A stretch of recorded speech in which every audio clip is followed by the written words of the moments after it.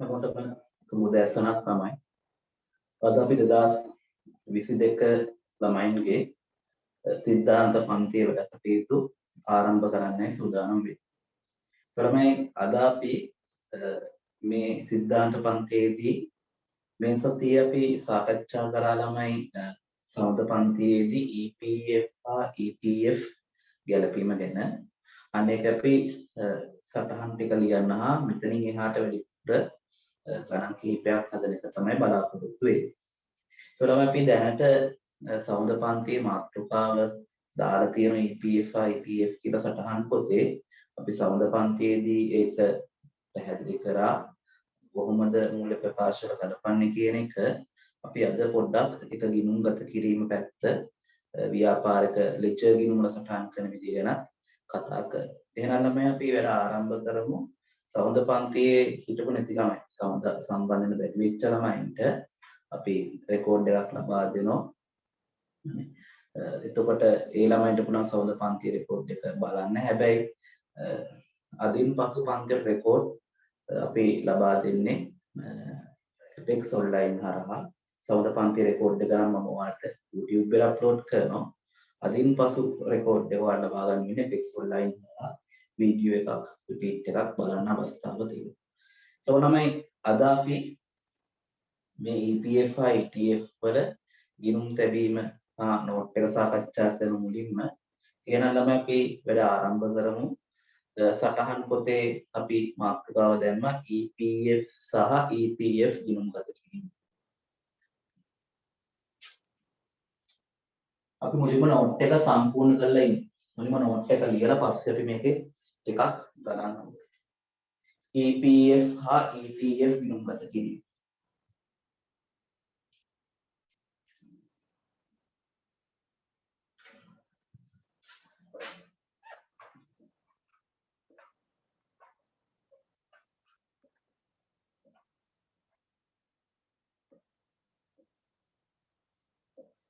මට පොඩ්ඩක් කියන්න බලන්න සමුද පන්තියට එන්න බැරි වෙච්ච ළමයි එමු ඉන්නවා. සමුද පන්තියට සම්බන්ධ වෙන්න බැරි වෙච්ච කට්ටිය.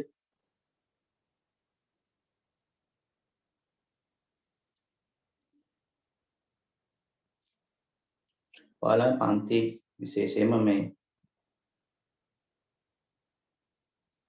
මගහැරීම් කරගන්න යන්නේ අවසාන කාලේ.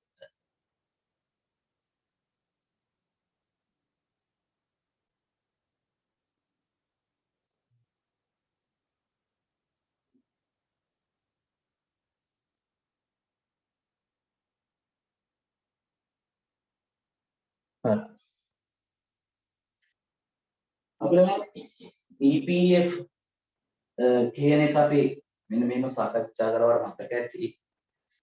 සේවකෙක් පෞද්ගලික අංශයේ ව්‍යාපාරික රැකියාවක් කරද්දී එම සේවකයාගේ වැටුපෙන් කරන ඉතිරි කිරීමක් තමයි ළමයි මෙන්න මේ EPF හා ETF කියලා අපි මේ කතා කරන්නේ.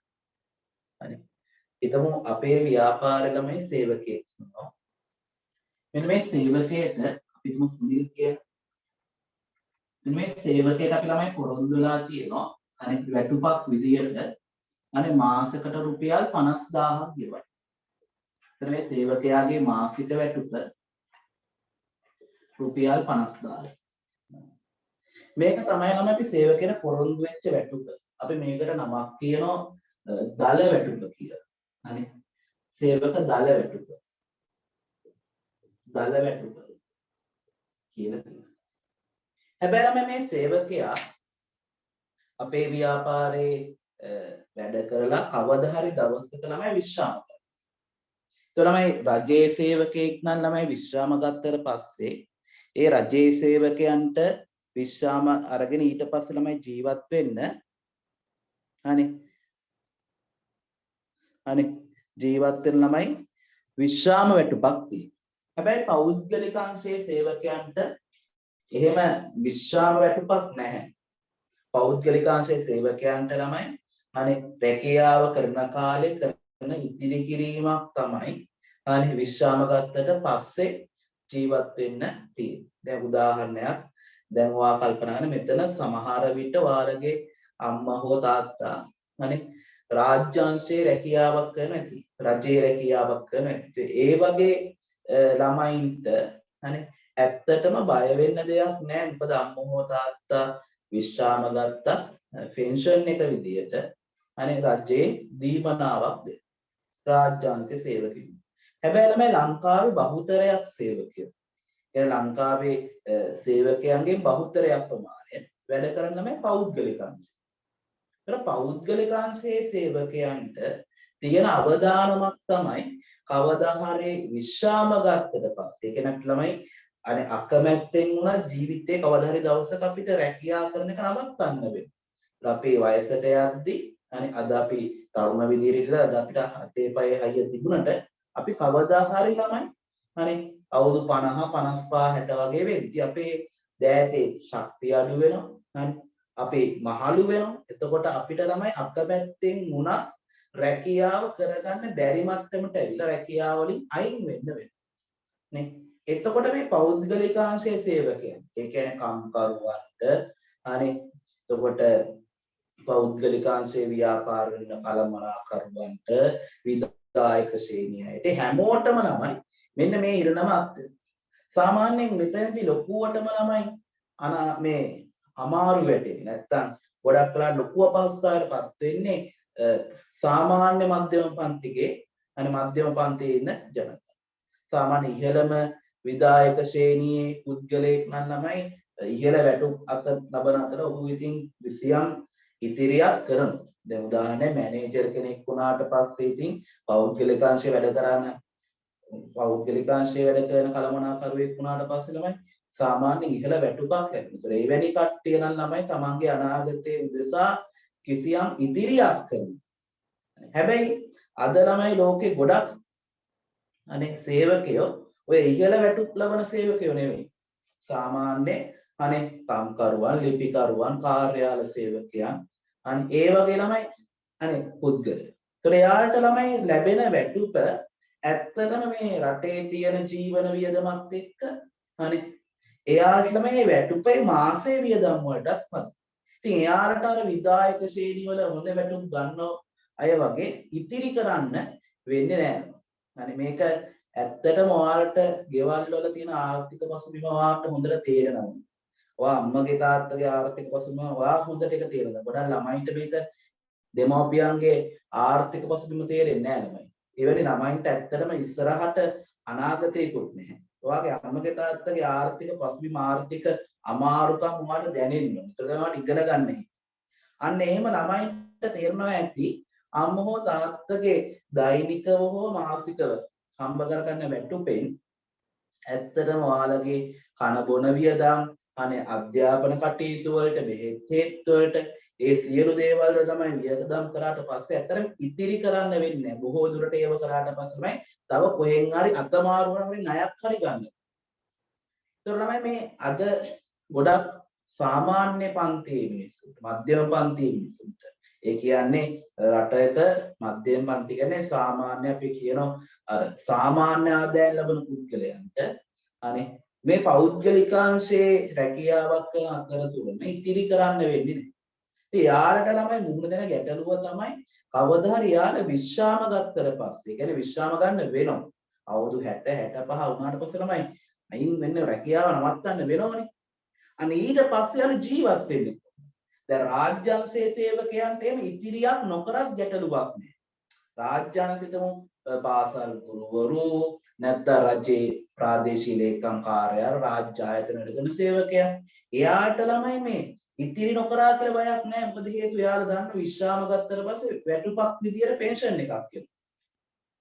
එතකොට එයාට ළමයි අනාගතය ගැන බයක් නැහැ. දැන් ගොඩක් රාජ්‍යාංශයේ රැකියාව වලට පෙළඹෙන්න හේතුව පුද්ගලයන් මේ විශ්‍රාම වැටුපක් ලැබෙන හින්දානේ. හැබැයි ළමයි පෞද්ගලිකාංශයේ සේවකයන්ට මේ අනාගතය ගැන පොඩි අවිනිශ්චිතතාවයක් ඉතිරියක් කරගෙන තිබුණොත් හොඳයි. නැති වුණොත් අවදාන. මෙන්න මේක තමයි රජයට අනේ ලොකු ගැටලුවක්. හොඳ රජයේ වගකීමක් තමයි අනේ රටේ ඉන්න ජනතාවගේ අභිවෘද්ධිය. හරි. ඒතර රටේ ඉන්න ජනතාව වයසට ගියාට පස්සේ රැකියා කරන්න අවසන් කර රැකියා කරගෙන බැරි තත්ත්වයට පස්සේ ජීවත් වෙන්න විදියක් නැතුව රටේ ඉන්න ජනතාව අවසරණ වෙනවා කියන එක රජයේ අනිත් වගකීම් පැහැර හැරීම. මේ හින්දා රජය විසින් ළමයි නීතියක් විදියට බලෙන් වගේ පුද්ගලයන්ගෙන් ඉතිරි කිරීමක් කරනවා. විශේෂයෙන් පෞද්ගලික අංශයේ සේවකයන්. මේක ළමයි ඉතිරි කිරීම රජයේ විසින් අනේ නීත්‍යානුකූලව කරනවා.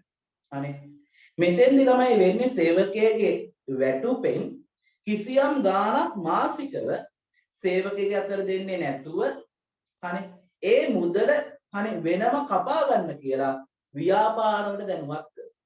අනේ අද වර්තමානයේ හැටියට නම් 108ක් හෝ 110ක වගේ ප්‍රමාණයක් අනේ වැටුපෙන් කපන්න කියනවා.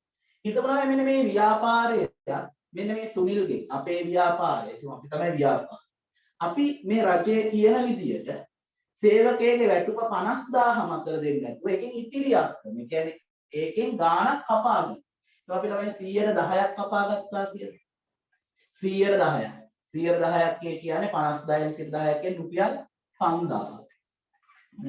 5000ක් අඩු කරලා දැන් තමයි අපි සේවකයට අනේ වැටුප විදිහට මාසයෙන් තමයි ගෙවන ගාණ කියන්නේ. දැන් සුනිල්ට අපි පොරොන්දුනේ මාසෙකට රුපියල් 50000ක වැටුපක් ගෙවන්න. නමුත් රජය දැන් ළමයි මේ බලහත්කාරයෙන් ඉතිරි කිරීමක් කරනවානේ. මොකද කවදාරි සුනිල් අනේ විශ්‍රාම ගත්තට පස්සේ අර ජීවත් වෙන්න ක්‍රමයක් හදන්න එපයි. ඒතර දැන් අපි රජය කියන විදියට රජය කියන 110ක් හරි 108ක් හරි කපන්න කියලා.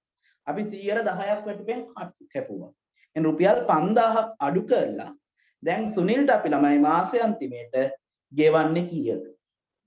අපි දැන් සුනිල් ළමයි ගෙවන්නේ 50000න් 110ක් කපලා නම් දැන් වැටුප් විදිහට අපි ගෙවන්නේ ඉතිරි ගාණ ඒ කියන්නේ රුපියල් 45000. තර සුනිල්ට මාසෙට 50000ම වැටුප් හම්බ වෙන්නේ නැහැ අතට. 50000ක් අපි පොරොන්දු වුණාට 50000ක් දෙන්නම් කියලා කිව්වට 50000ක්ම ලැබෙන්නේ නැහැ ළමයි. ඇයි එයාගෙන් 100ට ගාණක් කපනවා. හරි. ඔයා බලන්න ඔයාලගේ අම්මලා හරි තාත්තලා හරි ඔහම පෞද්ගලික අංශයේ රැකියාවක් කරනවනේ. හරි. එතකොට දැන් ස්වයං රැකියාවක් කරන හෝ හිතමු අපි මොනවාරි එදිනෙදා රැකියා කරන අයට ඉතින් මේක නැහැ. නමුත් ආයතනයක වැඩ කරනවා නම් කොහේ හරි වකාරි පෞද්ගලික අංශයේ ආයතනයක වැඩ කරනවා නම් පන්ති වුණාට පස්සේ දැන් අම්මලා තාත්තලා ගෙදර ඇතිනේ. නිකමට අහලා බලන්න වැටුපෙන් මෙහෙම ගාණක් කැපෙනවද කියලා. හරි. ඔය කපන ගාණට අපි කියනවා EPF එකට කපනවා. EPF එකට කපනවා කියලා. හරි. නිකන් අහලා බලන්න. එහෙම පෞද්ගලික අංශයේ මොකක් හරි ආයතනයක වැඩ කරනවා නම් එහෙම අම්මගෙන් හෝ තාත්තෙන් අහලා බලන්න මේ වැටුපෙන් අපේ සර් මෙන්න මෙහෙම දෙයක් කිව්වා වැටුපෙන් ගාණක් කපනවා කියලා EPF කියලා එකට එම කපනවද කියලා. හරිනම් ළමයි ඒක අනිවාර්යෙන් කපන්න ඕන දෙයක්.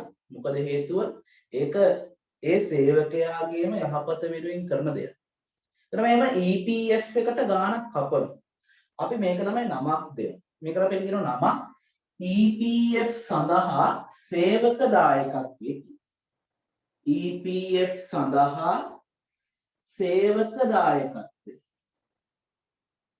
ඒ කියන්නේ EPF එකට සේවකයෙක්ගෙන් කපා ගන්න ප්‍රමාණය තමයි මෙන්න මේ 5000. EPF සඳහා සේවක දායක. දැන් මේ සේවකයෙක්ගෙන් 5000ක් වැටුපෙන් අඩු කරලා ගෙවන්නේ 45000යි. මෙන්න මේ 45000ට අපි ළමයි නමක් කියනවා. අනේ සුද්ධ වැටුප කියන. සුද්ධ වැටුප. එහෙනම් ළමයි සුද්ධ වැටුප කියන්නේ දල වැටුපෙන් අනේ සුද්ධ වැටුප කියන මේ දල වැටුපෙන් දල වැටුප කියනහට අපි සේවකයා රැකියාවට බඳව ගන්න දවසේ පුරුදු වෙච්ච එක තියෙන්නේ.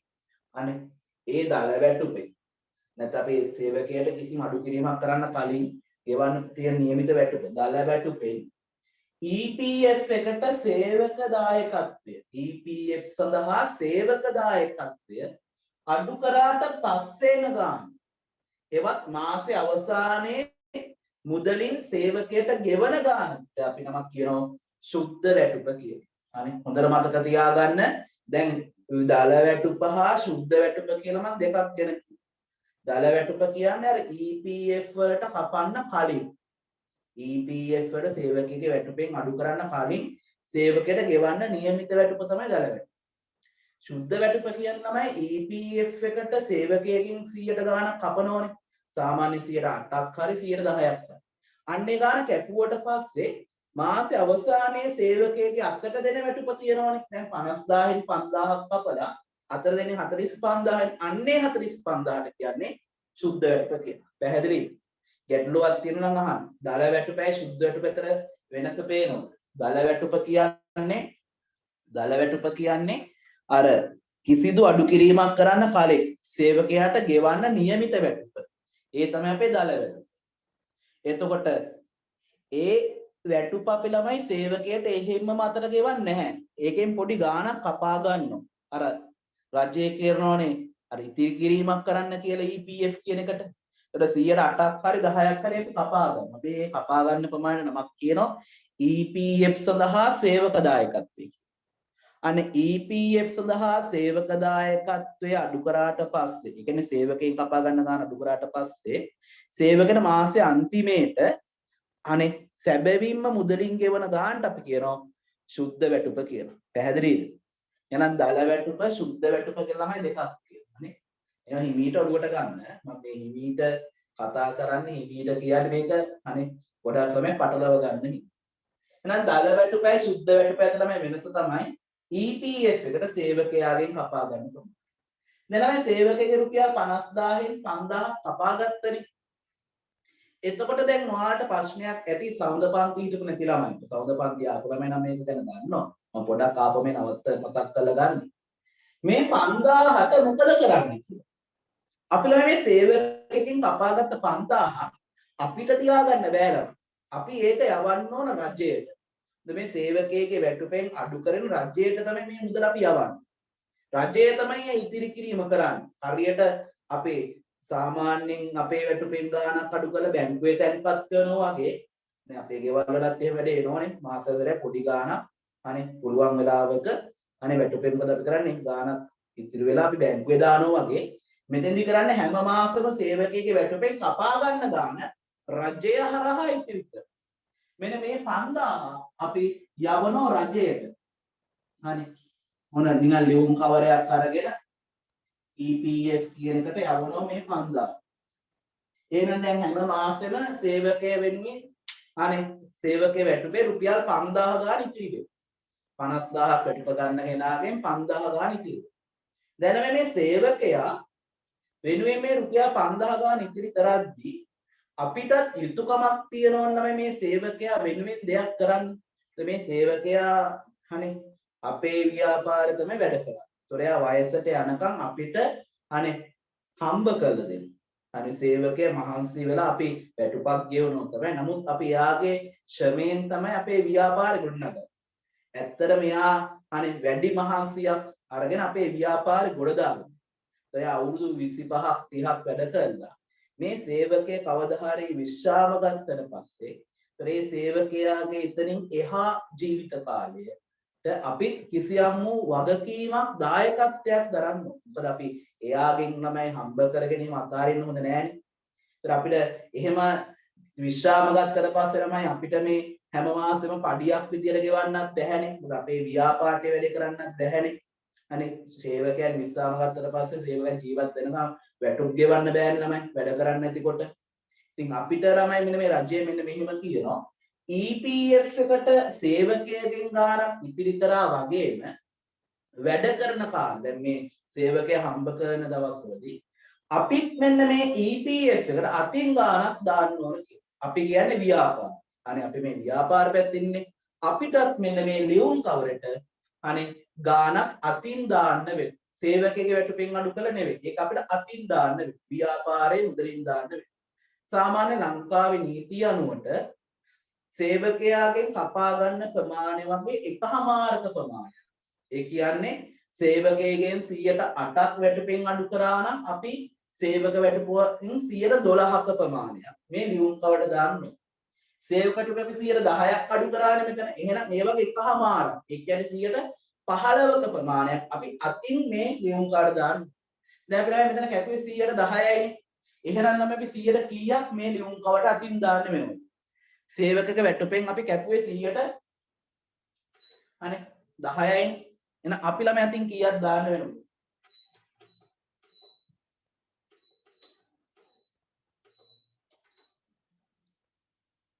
ඔය අතින් අපි 100ට 15ක් දාන්න වෙනවා. 100ට 15ක් කියන්නේ කීයද? 50000න් 100ට 15ක්. 50000න් 115ක ප්‍රමාණය. දල වැටුපේ 115ක ප්‍රමාණය. දල වැටුපේ තමයි 115ක ප්‍රමාණයක් ගන්න කියලා බලන්න. ඔය 50000 නේ 115ක්. 115ක් කියන්නේ රුපියල් 7500ක් නේ. ඔය රුපියල් 7500ක් අපි ළමයි මෙන්න මේ ලියුම් කාඩ් දාන්න ඕනේ. එතකොට මේ 7500 වැටුපෙන් අඩු කරලා දාන එකක්ද? එහෙම නැත්නම් ව්‍යාපාරේ අතින් දායක එකක්ද? මේ 7500 115ක් කියන්නේ 7500 නේ වැටුපේ 50000න් 115ක් 7500. ඒ 7500 අර කලින් 5000 වගේ වැටුපෙන් අඩු කරලා ගන්න එකද නැත්නම් ව්‍යාපාරේ අතින් දෙන එකද?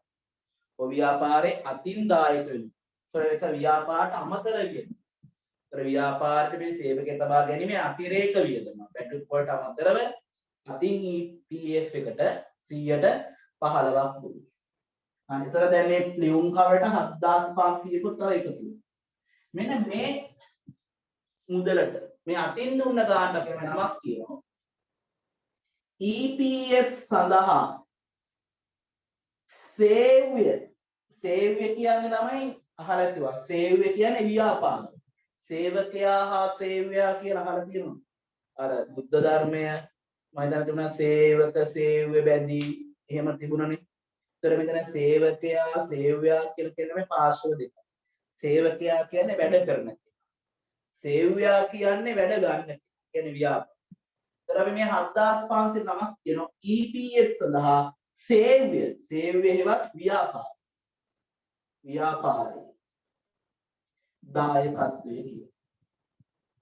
එහෙනම් EPF එකට සේවකයෙක්ගෙන් කපා ගන්න 5000ට කියන්නේ EPF සඳහා සේවක දායකත්වය.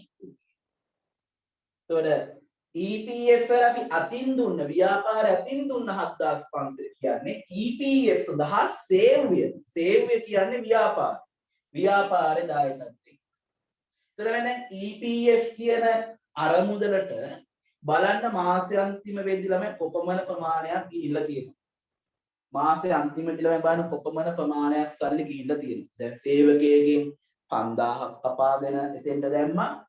අපි අතින් 7500ක් දුන්නා. ඒ කියන්නේ ඔක්කොම ළමයි මාසේ අන්තිම වෙද්දි රුපියල් 12500ක් නේ සේවකයා නමින් EPF ආරම්භලේ ඉතිරි වෙනවා. එතකොට මේ EPF එක ගොඩනගද්දී අරමුදලට සේවකයාත් දායක වෙනවා අපිත් දායක වෙනවා. හරි. මට කියන්නේ EPF එකට ළමයි වැඩිපුරම දායක වෙන්නේ අනේ සේවකයාද ව්‍යාපාරය. EPF කියන ඉතිරි කිරීමට වැඩිපුරම ඔය කිනද දායක වෙන්නේ. වැඩිපුරම දායක වෙන්නේ සේවකයාද ව්‍යාපාරය. ඔය වැඩිපුරම ළමයි දායක වෙන්නේ ව්‍යාපාරය. අනේ ව්‍යාපාර. ඔය ළමයි මාසෙකට අනේ මාසෙකට PPF කියන අරමුදලට අනේ ගියපු ප්‍රමාණය. අනේ දැන් නිකමට හිතන්න රුපියල් 50000ක වැටුපක් ගන්න කෙනෙක්ට අනේ රුපියල් 50000ක වැටුපක් ගන්න කෙනෙක්ට 100ට 10ක් හා 100ට 15ක් විදිහට EPF එකට දායක වුණොත් ඒ කියන්නේ 100ට 10ක් එයාගෙන් 100ට 15ක් ව්‍යාපාරය අතින් දායක වුණොත් මාසෙකට එයා වෙනුවෙන් 12500ක් ඉතිරි වෙනවා. දැන් මේ 12500 සේවකයට ගන්න බෑ නේ දැන්. සේවකයට මේ සල්ලි ගන්න පුළුවන් වෙන්නේ විශ්‍රාම ගත්තට පස්සේ. ඒතර විශ්‍රාම ගන්නකම් එයාට මාසෙකට රුපියල් 12500ක් ඉතිරි වෙනවා. මාසෙකට රුපියල් 50000ක විතර ටුපක් ගන්න කෙනෙක්. හරි. එතකොට ළමයි මාසෙකට 12500 ගන්න නිකමට ගණන් කරලා බලන්න ගණන් හදලා බලන්න. අවුරුදු 30ක් රැකියාවක් කරගොත් අවුරුදු 30ක් රස්සාව කරොත් කොපමණ මුදලක් ඉතිරි වෙනවද කියලා. අනේ මාසෙකට රුපියල් 12500 ගානේ අවුරුද්දක් රැකියාව කරොතින් සාමාන්‍යයෙන් ඉතිරි වෙනවා 12500යි 125000යි 150000 විතරනේ. අවුරුද්දක් රැකියාවක් කරොත් සාමාන්‍යයෙන් 1,50,000ක් විතර ඉතුරු වෙනවා. හරි. එතකොට අවුරුද්දක් රැකියාවක් කරොත් 1,50,000 හිතමු අවුරුදු 30ක් රැකියාව කරා කියලා අවුරුදු 30ක් රැකියාව කරන එක සාධාරණ අවුරුදු 25න් පටන් අරන් 55 දක්වා වැඩ කරොත් අවුරුදු 30යි. එතකොට අවුරුදු 30 කියන්නේ එතකොට සාමාන්‍යයෙන් අවුරුද්දට 1,50,000 ගානේ 30ක් කියන්නේ 1,45ක් විතර. 1,45ක විතර ඉතිරියක් සේවකයට තියෙනවා. ඒ ඉතිරි වෙන මුදල විතරයි. දැන් මේකට පොලියකුත් එකතු කරලා ඇදෙන්නේ. අනේ දැන් මේ මුදල් රජය තියාගන්න ඕනේ. ඒතකොට රජය මේ මුදල් අනේ සේවකයට දෙන්නේ විශ්‍රාම ගත්තට පස්සේ අවුරුදු 55 වෙද්දිනේ. ඒතකොට මේ 55 වෙද්දී ඒ තියාගන්න කාලයට දාන රජය පොලියකුත් දෙනවා. ඇයි මේ මුදල් රජයේ වැඩවලට ගන්න ඔය ව්‍යාපාර අධ්‍යයනයේදී එහෙම ඉගෙනගෙන ඇති ඔය කොටස් වෙළඳපොළ ආයෝජනය කරන්න භාණ්ඩාගාර විල්පත්වල සුළුපුරු පත්වල රජය මේවා ආයෝජනය අනේ ඒතකොට ඒවට අදාළව ලැබෙන ලාභාංශ පොලි ඒ වලින් කොටසක් මෙයාට දෙනවා. සාමාන්‍යයෙන් මේ මුදල ඒ අවුරුදු 30ක් විතර යනවා කියනමයි සාමාන්‍යයෙන් මේ මුදල අඩුම ගානේ 2 ගුණයක් හෝ 3 ගුණයක් බවට පත්. ඒ ගෙවන මුදල 2 ගුණයක් හෝ 3 ගුණයක් බවට පත්. 1,45 1,90ක් 1,135ක් වගේ දක්වා වර්ධනය වෙනවා. එතකොට හරි සේවකයට අවුරුදු 55 විතර වෙද්දි විශාල මුදලක් EPF එකෙන් ලැබෙනවා. එතකොට එයාට අවුරුදු 55න් විශ්‍රාම ගත්තත් අනේ 190ක් විතරනේ කෝටියක් හෝ ඊට ආසන්න ගාණක් ලැබෙනෝනේ. එතකොට ඉතින් ඒ ටික ළමයි පොතේක දාගෙන තියාගත්ත දුටි ජීවිත කාලේ අනේ හොඳට ජීවත් වෙන්න හැකියාව. ගොඩක් වෙලාවට අර ගත්ත වැටුපට වඩා වැඩි පොලි ආදායමක් වැඩි ආදායමක් මේ EPF එකේ ලැබෙන සල්ලි වලින් අවසාන කාලේ ජීවත් වෙන්නේ. ඒකට ඔයාලා දැකලා තියෙන්නේ පවණක් වලට අර ඔයාලගේ ගෙවල් පැත්තේම එන නැන්දලමම රස්සාවෙන් අයින් වුණ ගමන් පෙන්ෂන් ගත්ත ගමන් ගේට් හදාගෙන වාහනෙකුත් අරගන්න ඕනේ. හරි. එතකොට කමේ මිනිසුණා කියන්නේ මේ රස්සාවෙන් හොරගම් කරපුවා කියන. නේද? ඇත්ත රස්සාවෙන් හොරගම් කරපුව නෙවෙයි. ඒ රැකියාව කරන කාලේ අනේ EPF කියලා කපාගත්ත ටික ආපස්සට දෙනවා විශ්‍රාම ගන්න දවසේ. අනේ පොලියුත් එක්ක විශාල මුදලක් ලැබෙනවා. එතකොට කරන්නේ ගෙදර හදාගෙන වාහනේ පොඩි වාහන කෑල්ලකුත් අරගෙන ඉතුරු සල්ලි පොතේ දාගෙන සැපට ජීවත් වෙනවා. මේ EPF කියන්නේ. මේට අමතරව තව ඉතිරි කිරීමක් තියෙනවා. හරි. තවත් එකක්. ඒ තමයි ETF කියන්නේ. තව අරුද්දක් ETF. ඒකට තමයි මාසෙකට ගාණක් දාන්නේ. හැබැයි ඒ ETF කියන එකට සේවකයේගේ වැටුපෙන් අඩු කරන්න යන්නේ නැහැ. ඒතර ඒව සේවකයට පෙන් අඩු ගන්න කියලා අවසර මේ දැන්ටලා රුපියල් 5000ක් කපලා තියෙනවනේ රුපියල් 50000ක්. තව ගාන කපන්න ගියොත් සේවකයට මේ අනාගතයේ කෙසේ වෙතත් වර්තමාන ජීවත් වෙන්න බැරි වෙනවනේ. ඒ හින්දා ETF කියලා අර මුදලක් මේකට සල්ලි දාන්න ඕන ව්‍යාපාරෙ විතර. සාමාන්‍ය අද ලංකාවේ නීතිය අනුව 100ට 3ක් සේවක වැටුපෙන් 100ට 3ක්. ඒ කියන්නේ ළමයි 50000ක් වැටුප ගන්න කෙනෙක්ට නම් 100ට 3ක් කියන්නේ කීයද? 50000 වැටුපක් ගන්නගෙන 100ට 3ක් 50000 වැටුපක් ගන්නගෙන 100ට 3ක් කියන්නේ කීයද? රුපියල් 1500ක් වගේ. 1500ක් විතර මෙන්න මේ ETF කියන අරමුදල දාන්න. එතකොට ඒකට සල්ලි දාන්නේ සේවකයෙක්ගෙන් කපලා නෙමෙයි. ETF එකට සේවකයෙක්ගෙන් කපන්නේ නැහැ. සේවකයෙක්ගෙන් කපන්නේ EPF එකට විතරයි. ETF එකට සල්ලි දාන්නේ ව්‍යාපාර. ඒතර මේකත් අර වගේම අවුරුදු ගාණක් එකතු වෙනවා. මාසෙට 1500 ගාණ එතනත් අවුරුදු ගාණක් එකතු වෙලා ඒකත් පොලියක් එක්ක මේ දෙකම සේවකයට ලබා ගන්න අවස්ථාව තියෙනවා. එතකොට අනේ සේවකයා වෙන්නේ මෙන්න මේ ETF එකට අපි ළමයි තවතින් ගාණක් දුන්නා නම් දැන් වැටුපට අමතරව දැන් තව වියදම් තියෙනවා. දැන් අතින් 7500ක් දුන්න ඊට අමතරව තව අනේ 1500ක් දෙන්න. අන්න අපි ඒක නමක් කියනවා ETF සඳහා සේවය දායකත්වය. සේවය කියන්නේ ව්‍යාපාරය. ව්‍යාපාරයේ දායකත්වය. එතකොට EPF සඳහා සේවය දායකත්වය තමයි මේක. ETF සඳහා සේවය දායකත්වය මේක. ඒතර වෙනම මේ ඔයාලා පේනවා කි සේවකෙක් තියාගන්න කෙච්චර පහසු කාර්යයක් නෙවෙයි ව්‍යාපාරට. වියදම් වැඩි. වැටුප විතරක් ගෙවලා අනේ ඉන්න බෑ. ඊට අමතරව ව්‍යාපාරයට සේවකයෙ වෙනුවෙන් මේ EPF හා ETF එකටත් අනේ මුදල් දරන්න වෙනවා. මට කියන අපිට මේ ව්‍යාපාරයේ මේ සේවකයා හින්දා කොපමණ වියදමක් මාසෙට දරන්න වෙනවද වැටුප් සහිත වැටුප් වලට අදාළ කොපමණ වියදමක් තමයි අපිට දරන්න වෙන්නේ. මේ සුනිල් අපි රැකියාවේ තියාගන්න අපිට කොපමණ වියදමක් දරන්න වෙනවද?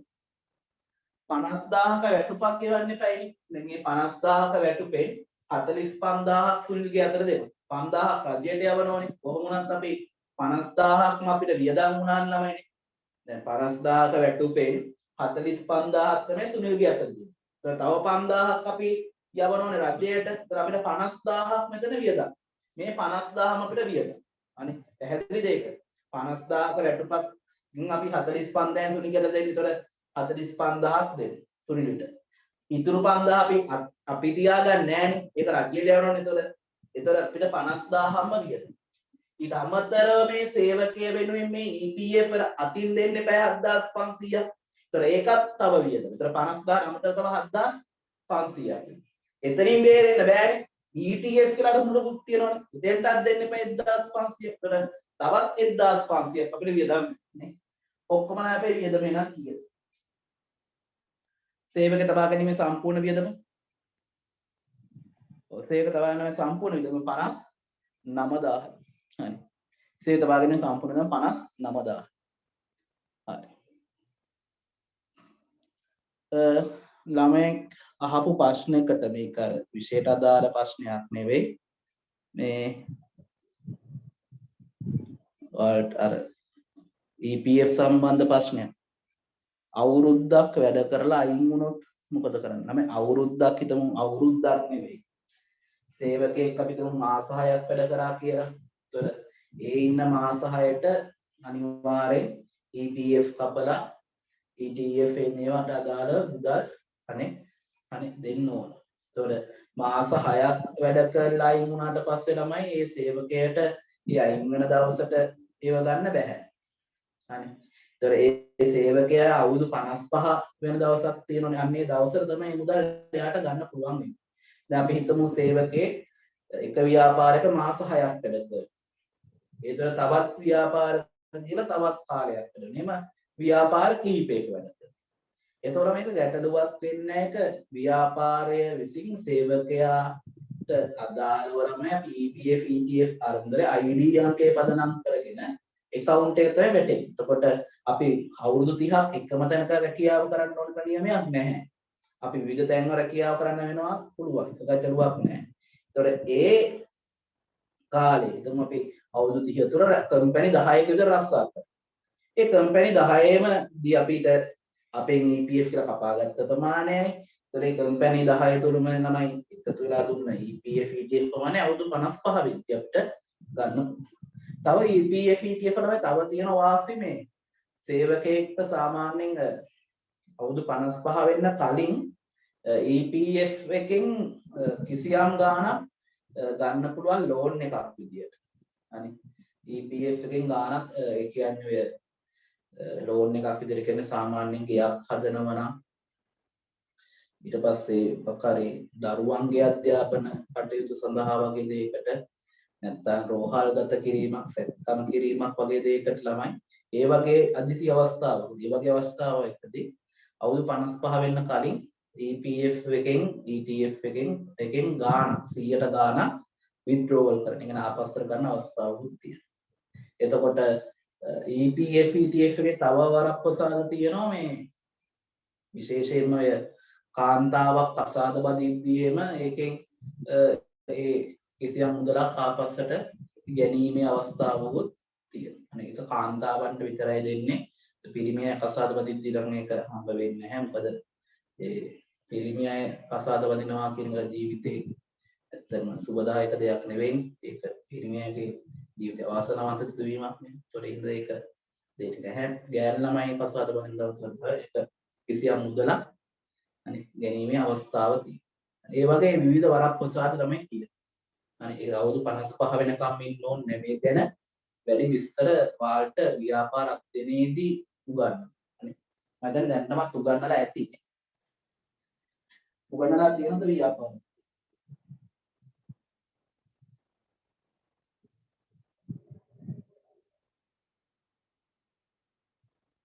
EPF ETF ස්ථිර සේවකයන්ගෙන් තමයි කපන්නේ.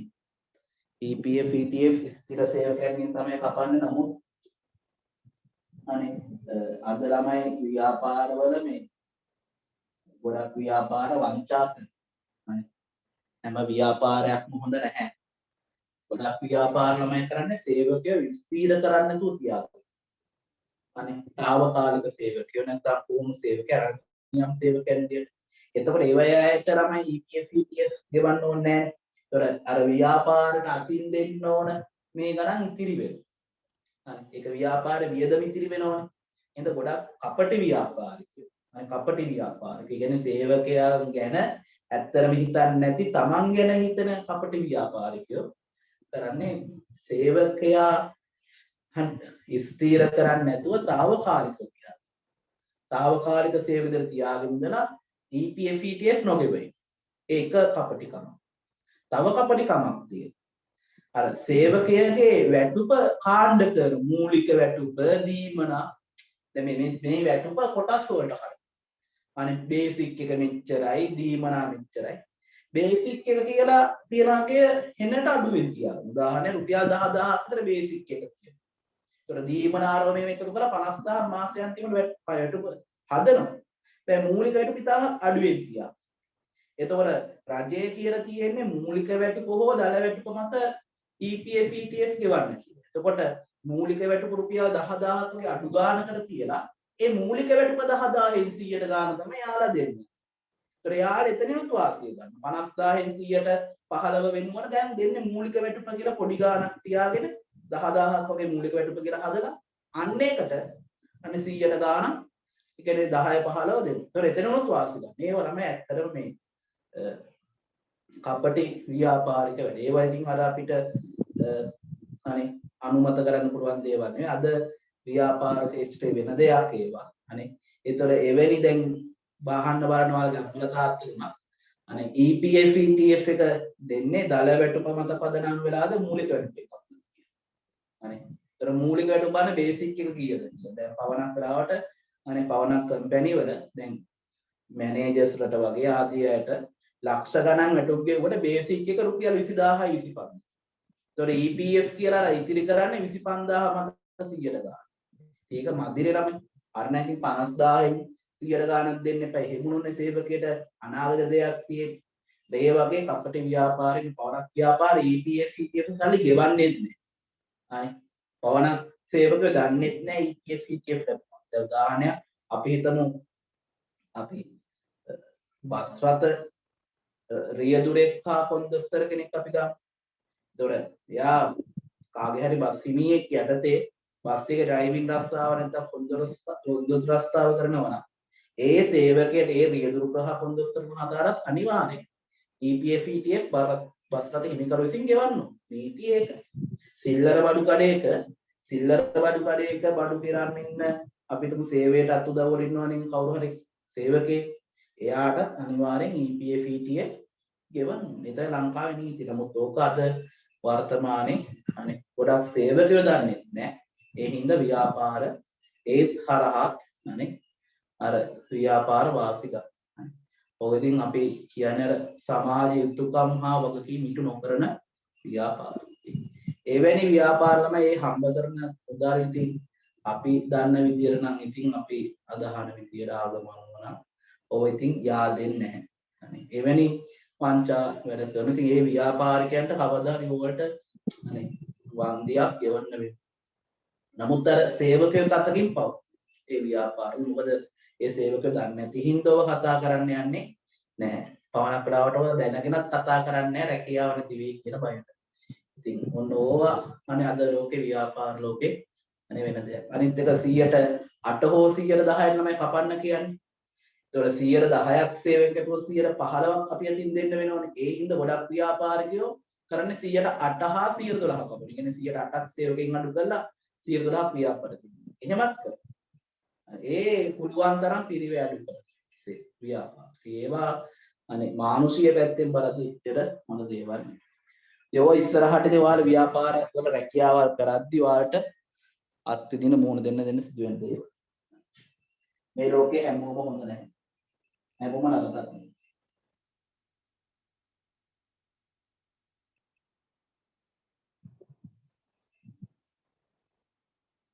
පුද්ගලික ආයතන තමයි EPF ETF කපන්න ඕන. රාජ්‍ය ආයතන වල EPF ETF කපන්නේ නැහැ. මොකද රාජ්‍ය ආයතන වල රජයේ සේවකයන්ට පෙන්ෂන් එක ගෙවනවනේ ළමයි. පුද්ගලික ආයතන තමයි මේ EPF ETF අනිවාර්ය. පෞද්ගලික අංශයේ ව්‍යාපාර වලට අනිවාර්යෙන් EPF ETF ගෙවන්න ඕන සේවකයන්ට. ඒක තනි පුද්ගල හවුල් අනේ සමාගමක් වෙන්න පුළුවන්.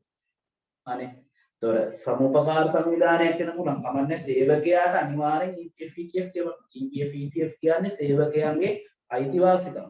අනේ අදිසින් හරි EPF ETF ගෙවන්න නැත්නම් අනේ මේ මම කියන දැනගන්න. අනේ ඔයාට පුළුවන් අනේ කවදාද දවසක ඔයාලා EPF ETF ගෙවන්නේ නැහැ කියලා වට තේරෙනවා ඇති. ඔයාලා නම් කම්කරු උසාවියේ පැමිණිල්ලක් දාන්න. කම්කරු උසාවිය කියලා එකක් තියෙනවා. අනේ ඒතර කම්කරු උසාවියේ පැමිණිල්ලක් දැම්මට පස්සේ ඒ හිඟ EPF ETF ඔක්කොම ඔයාට ගෙවන්න ඕන මන්දියකුත් එක්ක. ඒතර ඔයාට රැකියාවෙන් වාස් කරන්න හැකියාවකුත් නැහැ ඒක. දැන් පවන කලාට එහෙම නඩු දැම්මට පස්සේ රැකියාවෙන් අස් කරනවනේ. එහෙම රැකියාවෙන් අස් කරන්න දෙන්නේ නැහැ. ඒතර ඒවට වෙනම අනේ රටේ නීති සම්පාදනය කරලා තියෙනවා. අනේ ඔය ව්‍යාපාර අධ්‍යයනයේදී තියෙන මානව සම්පත් කළමනාකරණය කියලා මානව සම්පත් කළමනාකරණය කියලා පාඩම කළමනාකරණය පැත්තේ එතෙන්දී ඔක සාකච්ඡා කරන ඊට අමතරව ව්‍යාපාර අධ්‍යයනයේ මම හිතන්නේ තියෙන පාඩම මට මාතෘකාව මත නැහැ රාජ්‍ය හා ව්‍යාපාර අන්තර් සම්බන්ධතාවය කියන පාඩමක් තියෙනවා රාජ්‍ය හා ව්‍යාපාර අන්තර් සම්බන්ධතාවය මට මතකද ඒ වගේ නමක් තිබුණේ රාජ්‍ය හා ව්‍යාපාර අන්තර් සම්බන්ධතාවය එතෙන්දී අන්න ඒ පාඩමේදී ඔන්නව කතා කරනවා අනේ සේවකයන් සම්බන්ධ නීති රීති කම්කරු පනත අනේ ඒතකොට අන්න ඒවා අනේ කතා වෙනකොට ව්‍යාපාර අධ්‍යයන ගොඩක් ලාවට රිවිෂන් වලදී සාකච්ඡා කරනවා ඉතින් ඔය එතකොට සාමාන්‍ය ව්‍යාපාර අධ්‍යයන ගුරුවරු අපිට වඩා ඔය ගැන ගොඩක් අනේ දැනුම තියෙනවා යාර නිතරම විශේෂ නිර්දේශින් වල දැන් අපි නම් ඕවා ඉගෙනගෙන දැන් අවුරුදු ගාණක් වෙනවා ඒකට අපි දැන් ටික ක්‍රමානුකූලව මතකයි හරි ඔය ව්‍යාපාර අධ්‍යයනයේ ගුරුතුමාගේ මුතුමේ ගන්න යාර ETF ETF වෙන හොඳ පැහැදිලි කිරීමක් කරා. මොකද යාලට විෂය නිර්දේශයේ අය කොටස. අනේ ළමයින්ට ඒ ලෙවල් වලදීම අපි උගන්වනවා. ළමයි දැනුවත් වෙන්නේ. කවද රැකියාවක් කරන්නේ ඔයාලනේ. ඔයාලා දැන ගන්න ඕන අයිතිවාසිකම්. බලන්න ඔයාලගේ අම්මලා තාත්තට සමහර ලාටක හම්බ වෙන්නේ නැහැ. ඒ පවන කරාට වංචා මෙතන. අනේ ඒතර ඕවා අනේ හින්දා අනේ ඇත්තරම කම්කරුන් රැකියාවක් කරන පුද්ගලයන්ට ලොකු අසාධාරණයක් වෙනවා. අනේ ව්‍යාපාර ලාභ ගන්නවා කම්කරුවන් අනේ සේවකයන් ඇත්තරම අසාධාරණපත් වෙනවා. ඔය ඉතින් ළමයි අපිට වළක්වන්න බැහැ 100%. අනේ නඩු දාන්න පුළුවන් කම්කරු උසාවියේ දාන්න. හැබැයි ගොඩක් කම්කරු ළමයි උසාවිය යන්න කැමති නැහැ. එයාලා බයයි. හේතුව දැනුම නැති හින්දා දැන්. ගොඩක් අය කියන්නේ කම්කරු උසාවියේ නඩු දැම්මට පස්සේ රැකියාවෙන් අස් කරයි කියලා. එහෙම රැකියාවෙන් අස් කරන්න බෑ. නඩුව දැම්මට පස්සේ නඩු විභාග අවසන් වෙලා අනේ නඩුව තීන්දුවෙන් දෙනවා මේ කිසිම හේතුවක් මත මේ කාරණේ මත පදනම් වල රැකියාවෙන් නැති කරන්න බෑ. ඒව දන්නේ නැහැ ගොඩක් වෙලාවට. ඒක හේතුව අධ්‍යාපන මට්ටමේ තියෙක. දැන් අපි ඒකනේ වාට කියන්නේ උසස් පෙළදී මේකෙන් දෙයක් ඉගෙන ගන්න කියලා. මේක විභාගයක් නෙවෙයි නා විභාගයක් විතරක් නෙවෙයි. මේක මේ ඉගෙන ගන්න ඕනවා උසස් පෙළ ව්‍යාපාර අධ්‍යයන ආර්ථික විද්‍යාව වගේ දේවල් ගිණුම් කරන වගේ දේවල් ඉගෙන ගන්න ඕන මේ විෂයක් ලෙසමනේ දැන් උදාහරණයක් බයෝමැක්ස් වල කෙමිස්ට්‍රි ෆිසික්ස් කියන දේවල් වලට එදිනදා ජීවිතේදී හම්බ වෙන්නේ නැහැනේ. හරි ඒවත් එක්ක අපි ජීවත් වෙන්නේ නැහැනේ. හරි කම්බයින් මැක්ස් වල PO ඇප්ලයිඩ් ඒවත් එක්ක අපි ජීවත් වෙන්නේ නැහැනේ. හැබැයි ළමයි අපිට මේ කොමර්ස් වල මේ ව්‍යාපාරත් එක්ක ආර්ථිකයේත් එක්ක ගිණුම් එක්ක අපිට ළමයි එදිනදා අපි මේ ජීවත් වෙන ජීවිතය ගැන තමයි මේ කතා.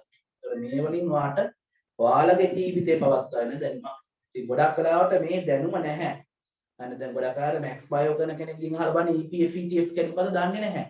අර නම් ඒ ළමයින්ටත් මේවා අනේ උසස් පෙළදී හරි සාමාන්‍ය විද්‍යාලේ කවදා හරි රැකියාව කරන්න යන්න කලින් මේව උගන්වන්න. අනේ ළමයින්ට අවබෝධයක් දෙන්න ඕන. මොකද්ද මේ EPF ETF? ඇයි මේකෙන් කරන්නේ? එතකොට මේක නොදැන හිටියොත් තමයි ගොඩක් අය මේවට විරුද්ධව ක්‍රියාමාර්ග ගන්න. මේ ක්‍රියාමාර්ග ගන්න නැති හින්දාම ව්‍යාපාරයක අවස්ථාවක් අවියක් කරගෙන ඉන්නවා. ඉතින් පවණක් ව්‍යාපාර ළමයි ඉන්නව සේවකයන්ට හොඳට සලකන ව්‍යාපාර. ඒ කියන්නේ මම පෞද්ගලිකව දන්න ව්‍යාපාරයක ඉන්නවා. සේවකයන් වෙනුවෙන් 10%ක් හා 15%ක් කෙලිම දල වැටුපෙන්ම EPF ETF වලට ගෙවන කට්ටිය. ඒක සේවකයන්ට ඊට වඩා වැඩි වරප්‍රසාද දෙන සේවකයන්ට හොඳට සලකන ව්‍යාපාර මේ ලෝකේ ලංකාවේ ඉතාම ස්වල්පයක් තියෙනවා. ගොඩක් ව්‍යාපාරිකයන් ගැන තමන්ගේ ලාභය වැඩි කරගන්න පුළුවන් තරම් වියදම් කපා හැරීමක් කරනවා. ඒතකොට ඔයාලා අනාගතේ රැකියාවක් කරද්දී මනකට රැකියාවක් කරන්න එපා. ඔයාලා රැකියාවක් දෙන කෙනෙක් බවට පත් වෙන ව්‍යාපාරයක් ආරම්භ කර රැකියාවක් දෙන කෙනෙක් බවට පත් වෙන තෙන්දී මයික ඉල්ලීමක් කරනවා. ලාභය වගේම මානුෂීය විදියට හිතලා සේවකයන් වෙනුවෙන් තමන්ගේ යුතුකම් හා සේවකයන් වෙනුවෙන් වගකීම් ඉටු කරනවා. ඒ කියන්නේ EPF ETF ඒ දේවල් හරියට සේවක වැටුප් හරියට ඒව ගෙවන්න. ඒ වෙද්දී බේම සබහා ධර්මයා විසින් මේ ව්‍යාපාර දියුණු වෙනවා. ගොඩක් අද ව්‍යාපාර බිඳ වැටෙන්නේ අර සේවකයන්ට හරියට සලකන්නේ නැති නිසා. සේවකයෝ තුලත් එනවනේ ව්‍යාපාරයන වෙන සංකල්පය. EPF ETF එක හරියට ගෙවන්නේ. අපේ අනාගතය ගැන හිතන්නේ අපි මොකටද ව්‍යාපාර ගැන මහන්සි වෙන්නේ කියලා. අන්න එහෙමෙන්ද ව්‍යාපාර බිඳ වැටෙනවා.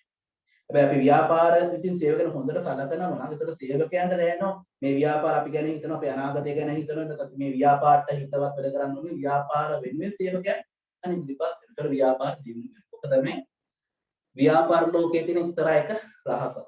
හරි සේවකයන් ව්‍යාපාරේ හරි ඉතාමත් වැදගත් කොටස්. අපි ළමයි ගිණුම් කරන්නේදී අපි ඕක කතා කරන්නේ ගිණුම් තැබීම පැත්ත ගැන. හරි අපිට ඒක අනේ තියෙන්නේ කොහොමද මේ EPF ETF ගිණුම් තබන්නේ අන්න ඒ ගැනද අපි දැන් කතා කරන්නේ. එහෙනම් අපි පොඩි සටහනක් දාගෙන ඉමු EPF හා ETF ගැන පොඩි හැඳින්වීමක්. අනේ ලියන්න මෙන්න මෙහෙම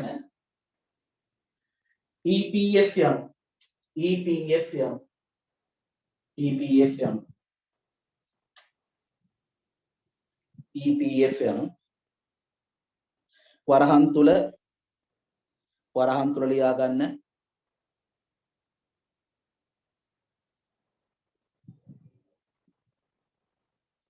EPF යනු වරහන් තුල ලියන්න සේවක අර්ථ සාධක අර්ථය.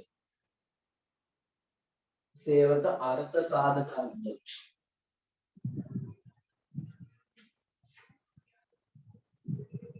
සේවක අර්ථ සාධක අර්ථය. සේවක අර්ථ සාධක අර්ථය. වරහන්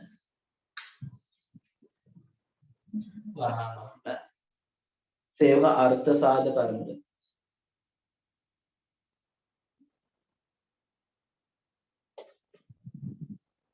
සේවක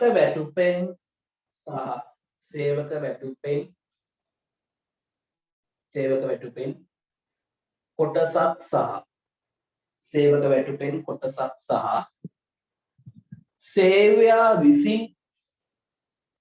සේවයා විසින්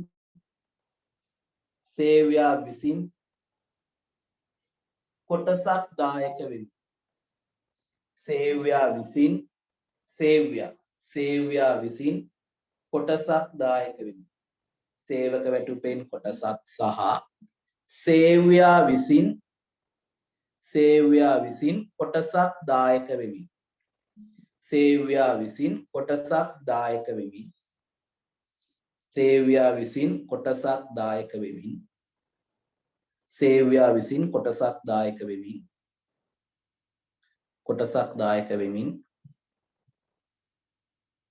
කොටසක් දායක වෙමින්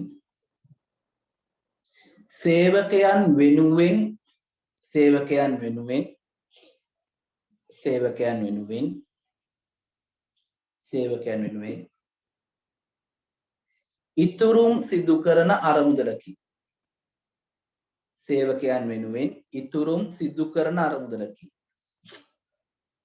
සේවකයන් වෙනුවෙන් ඉතුරුම් සිදු කරන අරමුදලකි. සේවකයන් වෙනුවෙන් ඉතුරුම් සිදු කරන අරමුදලකි.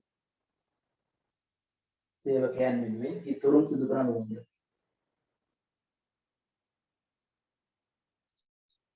සේවකයන් වෙනුවෙන් ඉතුරුම් සිදු කරන අරමුදලකි.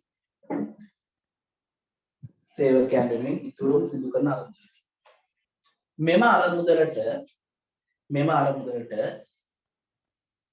මෙම අරමුදලට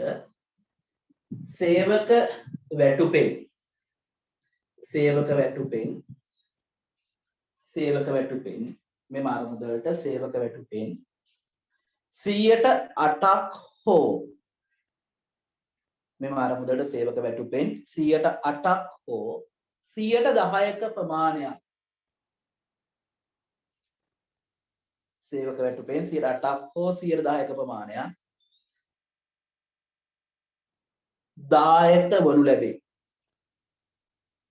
දායක වනු ලැබේ. 108ක් හෝ 110ක ප්‍රමාණයක් දායක වනු ලැබේ. එය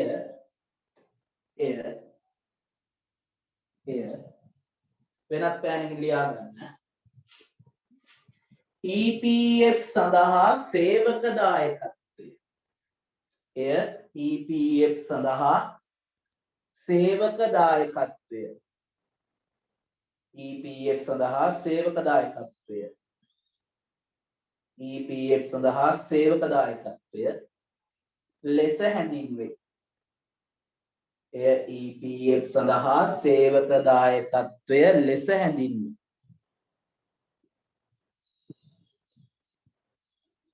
EPF සඳහා සේවක දායකත්වය ලෙස හැඳින්වේ.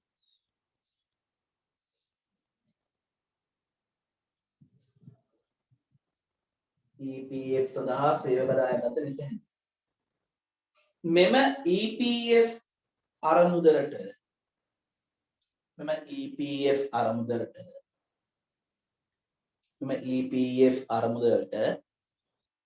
සේව්‍යා මෙම EPF අරමුදලට සේව්‍යා වරහන් තුල ව්‍යාපාර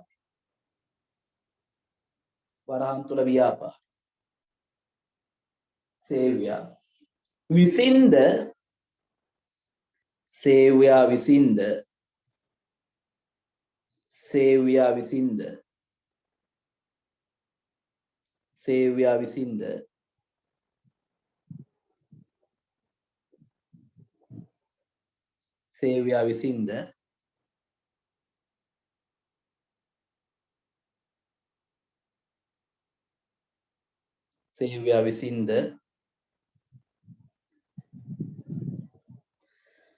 සීයට 12ක් හෝ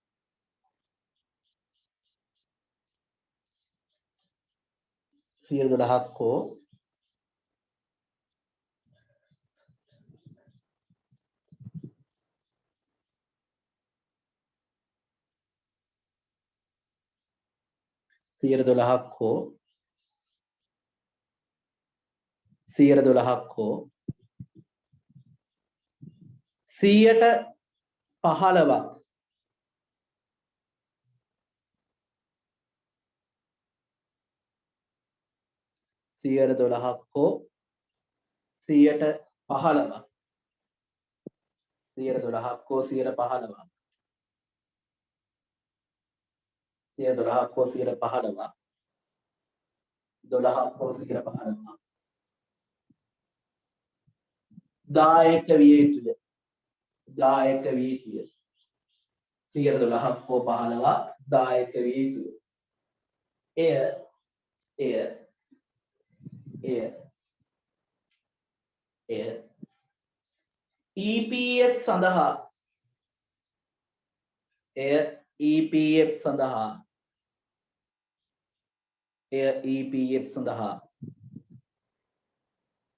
එය EPF සඳහා සේව්‍ය දායකත්වය ලෙස හැඳින්වේ. EPF සඳහා සේව්‍ය දායකත්වය ලෙස හැඳින්වේ. EPF සඳහා සේව්‍ය දායකත්වය ලෙස හැඳින්වේ. EPF සඳහා සේව්‍ය දායකත්වය ලෙස හැඳින්වේ. සේව්‍ය දායකත්වය ලෙස හැඳින්වේ.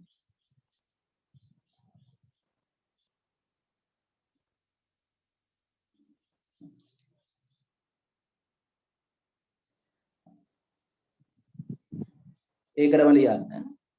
සේවක වැටුපෙන් සේවක වැටුපෙන් සේවක වැටුපෙන් සේවක වැටුපෙන් සේවක වැටුපෙන් EPF සඳහා සේවක දායකත්වය සේවක වැටුපෙන් EPF සඳහා සේවක දායකත්වය EPF සඳහා සේවක දායකත්වය සහ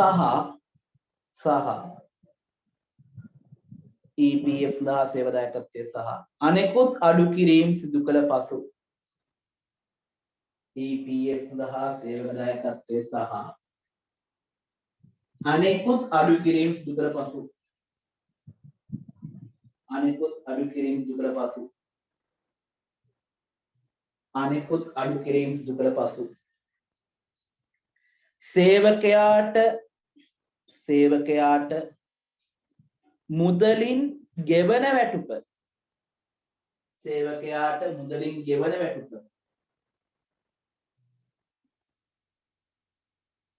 සේවකයාට මුදලින් ගෙවන වැටුප සේවකයාට මුදලින් ගෙවන වැටුප ශුද්ධ වැටුප ලෙස හැඳින්වේ. ශුද්ධ වැටුප ලෙස හැඳින්වේ. ශුද්ධ වැටුප ලෙස හැඳින්වේ. ශුද්ධ වැටුප ලෙස හැඳින්වේ. ශුද්ධ වැටුප ලෙස හැඳින්වේ.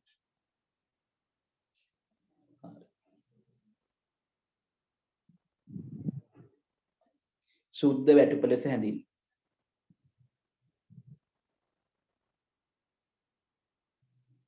හරි. ඔනවා අපි EPF එක ගැන කතා කරා. EPF එක. EPF කියන්නේ සේවකයාගේ වැටුපෙන් කොටසක් හා ව්‍යාපාරයේ විසින් කොටසක් දායක වෙලා හදන අරමුද තමයි EPF එක කියන්නේ. ඒතර එතෙන්දී සේවකයාගෙන් 108ක් හෝ 110ක් කපනවා. ව්‍යාපාරයේ 112ක් හෝ 15ක් දායක වෙන්නේ. ඒතර සේවකෙන් කපන ගානට කියන EPF සඳහා සේවක දායකත්වය කියලා. ව්‍යාපාරතින් දෙන ගානට කියන EPF සඳහා සේව්‍ය දායකත්වය කියලා. එතකොට සේවකයාගේ වැටුපෙන් ඒ EPF වල සේවකෙන් කපා ගන්න සේවක දායකත්වය ඉවරට පස්සේ වෙනත් අඩු කිරීම කියන්නේ වැටුප් පත්තිකාර අමාරු වගේ අඩු කිරීම. ඒවත් අඩු කරාට පස්සේ සේවකයට ගෙවන මාසෙන්ට වෙන ගෙවන ගානට පිටු සුද්ධ වැටුප කියනවා. හරි. ළමයි අහලා තියෙන ප්‍රශ්න දැන් මම දැන් මේ විදිහට සෑහෙන ප්‍රශ්න තියෙනවා කියලා මේක සම්බන්ධ රජයේ සේවකයන් හැමෝටම විශ්‍රාමයටපත් තියනවද කියලා අහලා තියෙනවා. රජයේ සේවකයන් නම් හැමෝටම විශ්‍රාමයටපත් නැහැ. අනේ ඒ කියන්නේ රාජ්‍යාංශයේ සේවකයන් තමයි රාජ්‍යාංශයේ අර්ධ රාජ්‍ය කියලාමයි දෙකක් තියෙනවා. අර්ධ රාජ්‍යාංශයේ සේවකයන්ට නම් විශ්‍රාමයටුක් නැහැ. අර්ධ රාජ්‍යාංශ සේවකයන්ට තියෙන EPF ETF එක අර්ධ රාජ්‍යාංශ කියන්නේ වෝටර් බෝඩ් එක, පාරිලෙස්ටික් බෝඩ් එක, ඒ වගේ අර්ධ රාජ්‍ය. ඒ කියන්නේ ව්‍යාපාර රජයයි පෞද්ගලික අංශයෙන් නිසු වෙලා තියෙන අර්ධ රාජ්‍ය. ඒවට විශ්‍රාමයටුක් නැහැ.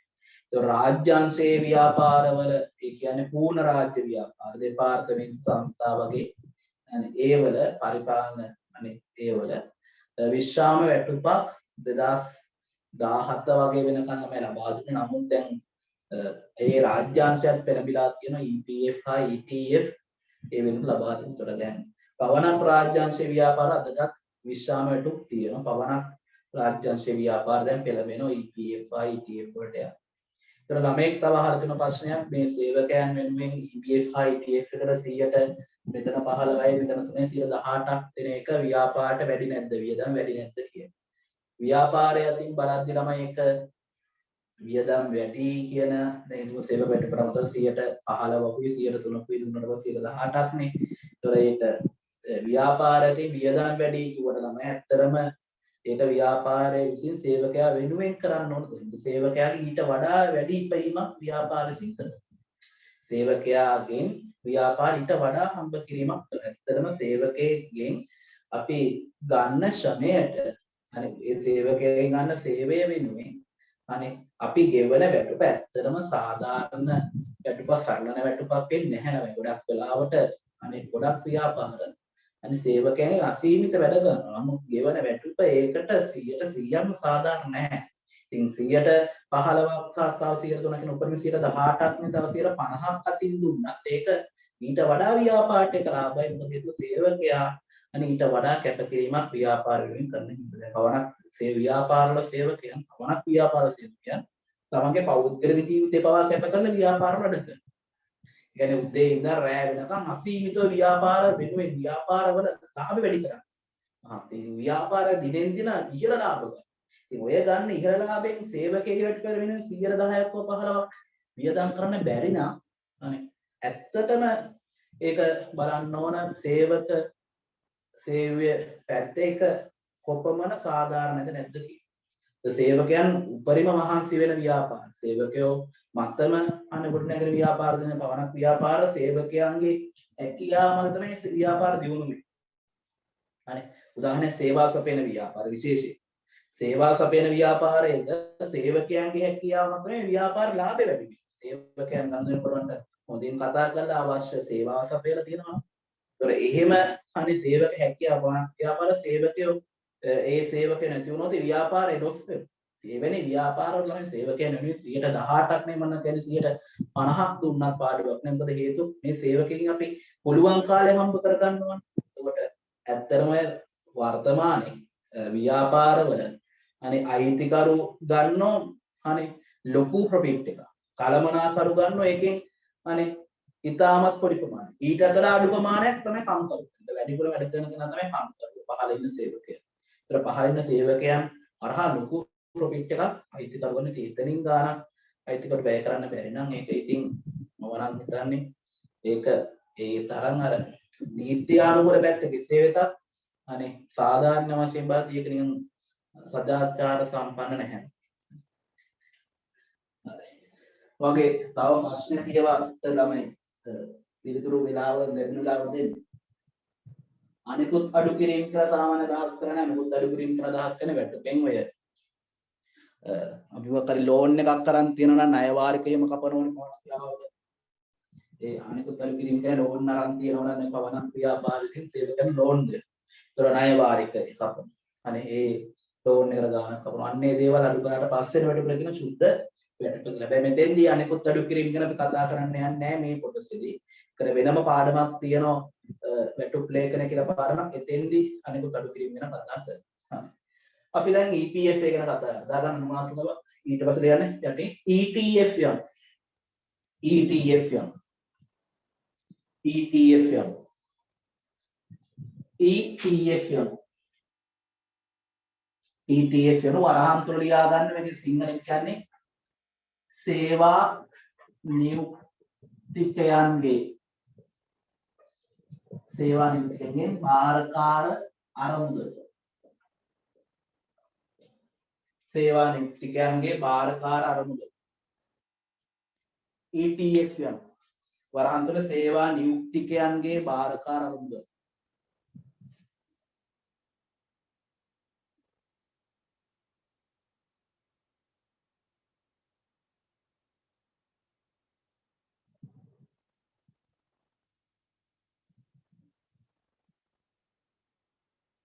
සේවා නියුක්තිකයන්ගේ භාරකාර අරමුදල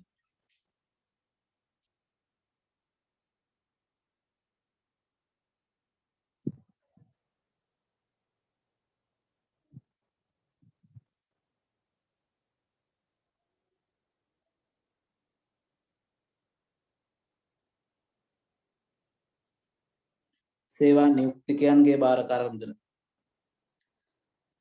සේවා නියුක්තිකයන්ගේ භාරකාර අරමුදල වරහන් වල යන සේව්‍යා විසින්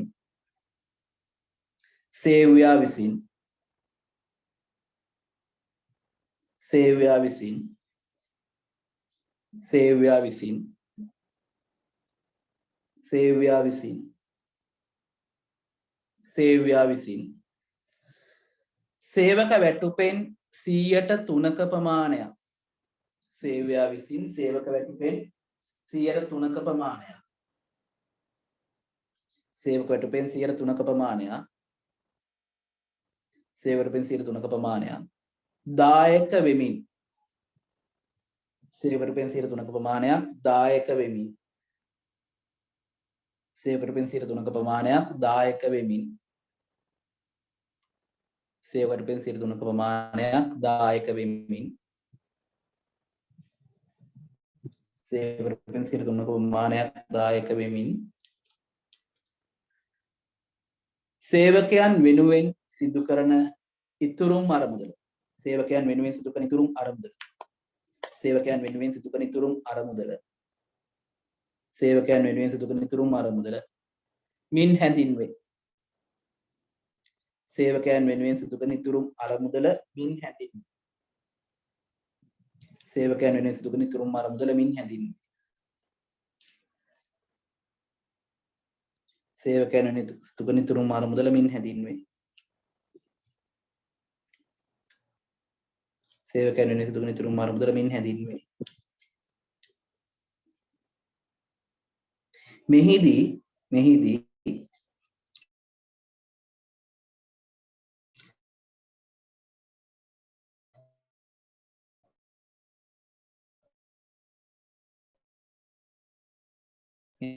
මෙහිදී ව්‍යාපාරය විසින් මෙහිදී ව්‍යාපාරය විසින්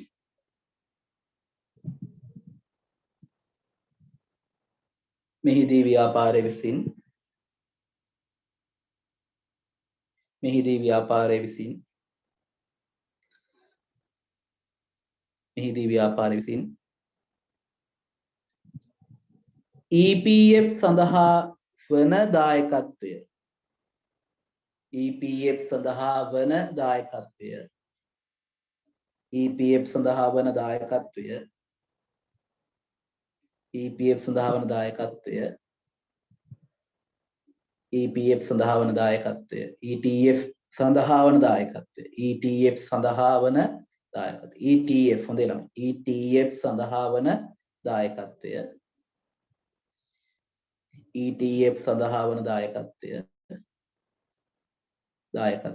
ETF සඳහා සේව්‍ය දායකත්වය ලෙස හැඳින්වේ ETF සඳහා සේව්‍ය දායකත්වය ලෙස හැඳින්වේ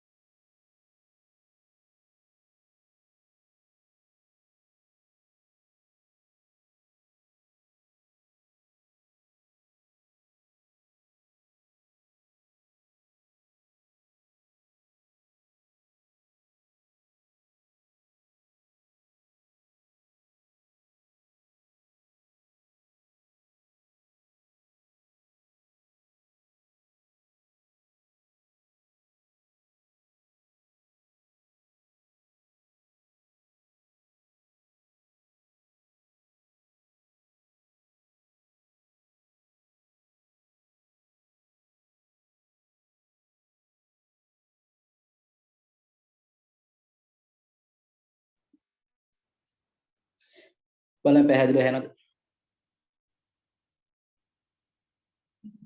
පැහැදිලිව ඇහෙනවද බලන්න?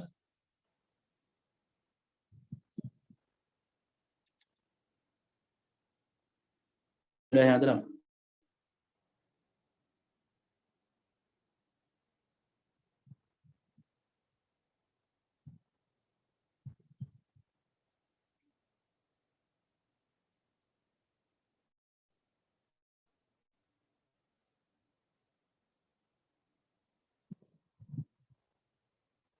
හරි.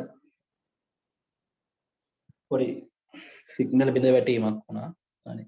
මම නැවත කියන අන්තිමට කිව්ව වාක්‍යය. අනේ. ETF සඳහා වන සේවක දායකත්වය ETF සඳහා වන සේවක දායකත්වය අනේ ETF සඳහා සේව්‍ය දායකත්වය ETF සඳහා සේව්‍ය දායකත්වය ලෙස හැඳින්වේ මේ ETF ආරම්භදල සඳහා ව්‍යාපාරයේ දායකත්වය ETF සඳහා සේව්‍ය දායකත්වය ETF සඳහා සේව්‍ය දායකත්වය ලෙස හැඳින්වේ ETF සඳහා සේව්‍ය දායකත්වය ලෙස හැඳින්වේ සේව්‍ය දායකත්වය ලෙස හැඳින්වේ ETF සඳහා සේව්‍ය දායකත්වය ලෙස හැඳින්වේ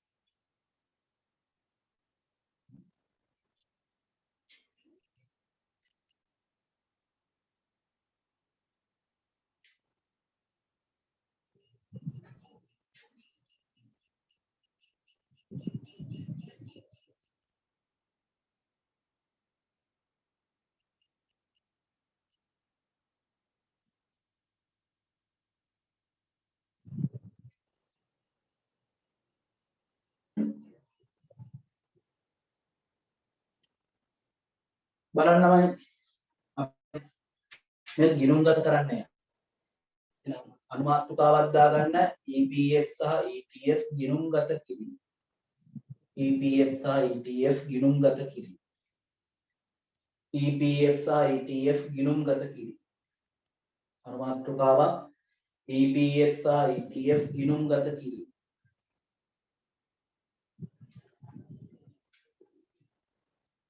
EPF සහ ETF ගිණුම් ගත කිරීම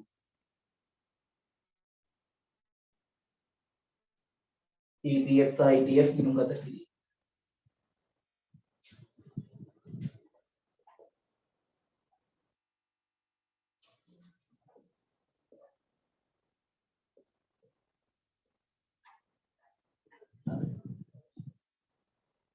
ළමයා අර උදාහරණය තමයි මම ගන්නෙ. දැන් අර අපි සේවකයෙක්ට ළමයි රුපියල් 50000ක වැටුපක් ගෙවනවනේ. ඒ 50000ක වැටුපෙන් අපි 110ක්. ඒ කියන්නේ රුපියල් 5000ක් EPF වෙනුවෙන් සේවකයාගෙන් කපා ගන්න. හරි. රුපියල් 5000ක් කපා ගන්න. ඒතර මීට අමතරව ඒ EPF කියන අරමුදලට අපි රුපියල් 7500ක් 115ක් අතින් දායක ඊළඟට මේ සේවකයාට අපි මුදලින් අනේ මුදලින් නම් වැටුප් විදියට අනේ මුදලින් නම් වැටුප් විදියට අපි ගෙවන්නේ 50000 අර 5000 අඩු කරලා රුපියල් 45000ක් තමයි මුදලින් වැටුප විදියට අපි ගෙවන්නේ. ඒතර මේ සේවකය වෙනුවෙන් ETF එකට අපි 100ට 3ක ප්‍රමාණයක් ඒ කියන්නේ රුපියල් 1500ක් අනේ දායක මෙන්න මේ සම්පූර්ණ දේවල් ටික කරගෙන අපි ගිණුම්ගත කරන්න ඕනේ.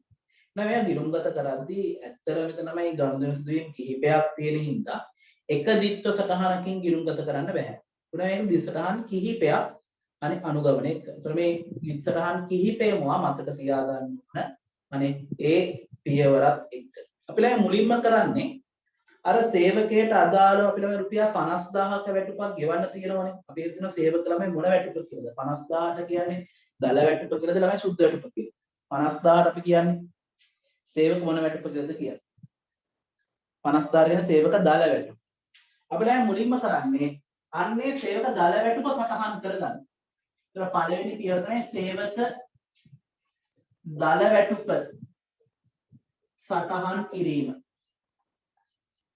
සේවක දල වැටුප සටහන් කිරීම. මේක අදාළමයි දිත්ත සටහන තමයි. මේක අදාළ දිත්ත සටහන තමයි. හරි. සේවක වැටුප් කිනුම හර සේවක වැටුප් කිනුම හර ඒ කියන්නේ සේවක වැටුප් කියන්නේ අපේ වියදමක්නේ. එතකොට සේවක වැටුප් කියන වියදම් කිනුම අපි හර කරනවා. වියදම් වැඩි වුණා. ඊට සේවක වැටුප් කිනුම හර අපි උදව්වට ළමයි ගිණුමක් ගන්නවා. අර හරියට වත්තම් විකිණීම ඉවත් කිරීමේදී උදව්වට ගත්ත ගිණුමක්. හරි తాවකාලික ගිණුමක් වගේ මෙතෙන්දි උදව්වට ගන්න ගිණුමක්. වැටුප් පාලන ගිණුම. වැටුප් පාලන ගිණුම කියලා උදව්වට ගිණුමක් ගන්නවා. අන්නේ ගිණුම බැරි. එහෙනම් මුලින්ම ළමයි කරන්නේ පළවෙනි පියවර තමයි සේවක දල වැටුප සටහන් කිරීම. ඊළඟ දිත්ත සටහන තමයි සේවක වැටුප් ගිණුම හර වැටුප් පාලන ගිණුම් බැල. එනවා ළමයි මාතෘකාව දාගන්න EPF සහ ETF ගිණුම්ගත කිරීම. ඒ අර්ථය ළමයි මෙන්න මේ පළවෙනි දිස්ස සටහන ලියා ගන්න. පළවෙනි එක සේවක දල වැටුප සටහන් කිරීම. ඒ අර්ථ දිස්ස සටහන සේවක වැටුප් ගිණුම හර වැටුප් පාලන ගිණුම් බැල. සේවක වැටුප් කියන අපේ වියදම්. ඒ හින්දා අපි සේවක වැටුප් කියන වියදම් ගිණුම හර කරා. මේ වැටුප් පාලන කියන්නේ නිකන් తాවකාලික ගත්ත ගිණුම. හරියට වත්කම් විකිණීම ඉවත් කිරීම අපි කතා කරානේ අර බදාද පන්තියේදී අර වත්කම් විකිණීමට ඉවත් කිරීම తాවකාලික ගිණුමක් ගත්තනේ. ඒ తాවකාලික ගිණුම වැහිලා යනවා කියලා තුනන්නේ වගේ මෙතෙන්දී తాවකාලික ගිණුමක් ගන්න මේ ගනුදෙනු සටහන් කරන්න වැටුප් පාලන කියලා. ඒක අවසන් වෙද්දී වැහිලා යනවා. ඒක ඔප්පු කරන්න. හරි. නම් පළවෙනි පියවර සේවක දල වැටුප සටහන් කිරීම. දිත්ත සටහන සේවක වැටුප් ගිණුම හර වැටුප් පාලන ගිණුම් බැල. ලියා ගන්න බලන්න. මාතෘකාව EPF සහ ETF ගිණුම්ගත කිරීම. EPF සහ ETF ගිණුම්ගත කිරීම. අනේ. ඒ අර්ථයේ පළවෙනි පියවර සේවක දල වැටුප සටහන් කිරීම. දිත්ත සටහන සේවක වැටුප් ගිණුම හර වැටුප් පාලන ගිණුම් බැල.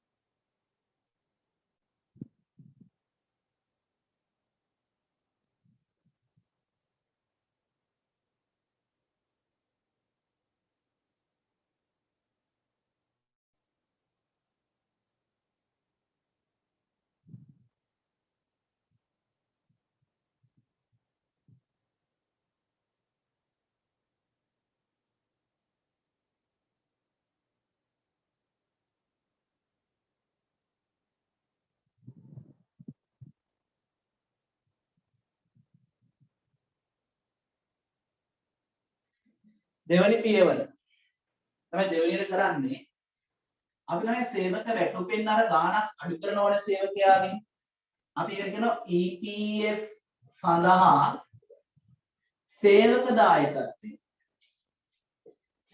දායකත්වය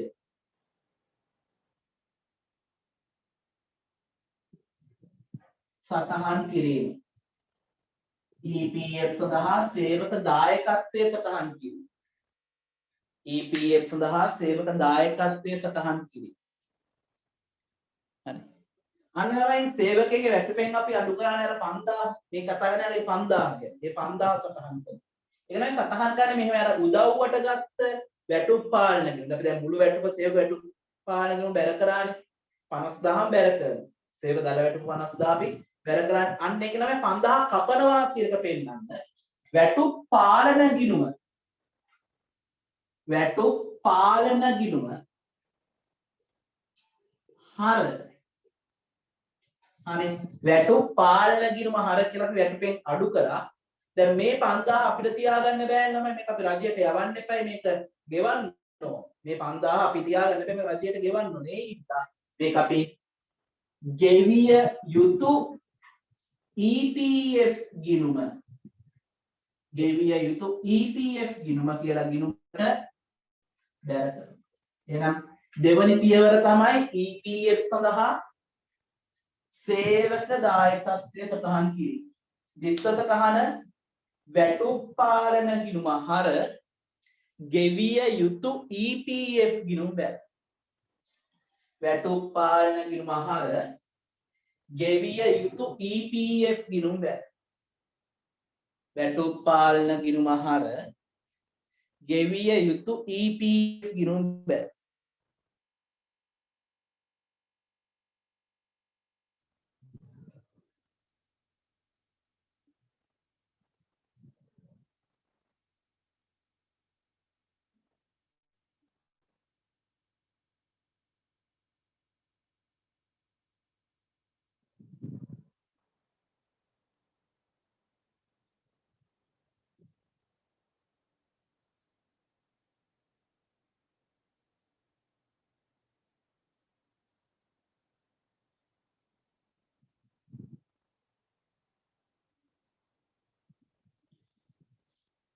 ඉස්සරහට මම ලියා ගන්න දෙවෙනි පෙර EPF සඳහා සේවක දායකත්වයේ සටහන් ඉස්සරහන වැටපාලන ගිණුමහර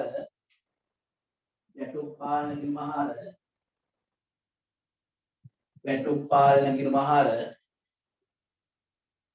ගෙවිය යුතු EPF ගිණුම් බැල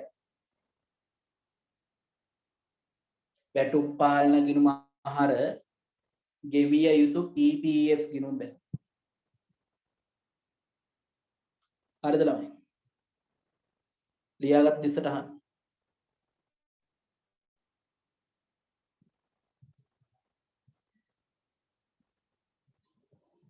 තුන්වෙනි ළමයි කරන්නේ තුන්වෙනි පියවර දැන් ළමයි EPF එකට සේවකයාගෙන් කපා ගන්නවා වගේම අපිනුත් අතින් දෙන්න ඕන ගාන අන්න අපි කියනවා EPF සඳහා සේව්‍ය ඒ කියන්නේ ව්‍යාපාරේ සේව්‍ය දායකත්වය සටහන් කිරීම EPF සඳහා සේව්‍ය නැත්නම් ව්‍යාපාරයේ දායකත්වය සටහන් කිරීම අනේ දැන් EPF එකට අපි අතින් දෙන්න එපා ගාන අනේ සේවකයාගේ වැටුපෙන් කපනවා වගේම අපි අතින් ගානක් දෙන්නත් වෙනවා අනේ අන්න මේ කියන්නේ අතින් දෙන ගාන සටහන් කරන විදිය අනේ ඒතර තමයි අපි අතින් දෙන්න වෙනවා අනේ 7500 මුදලක්නේ ඒතර ළමයි ඒක අපේ වියදම අනේ ඒක අපේ වියදම අපි ඒක ගිණුම්ගත කරමු මෙන්න මෙහෙම අනේ EPF වියදම් ගිණුම හර EPF වියදම් ගිණුම හර ගෙවිය යුතු EPF ගිණුම දැන් EPF වියදම් ගිණුම හර ගෙවිය යුතු EPF ගිණුම බැල EPF වියදම් ගිණුම හර ගෙවිය යුතු EPF ගිණුම බැල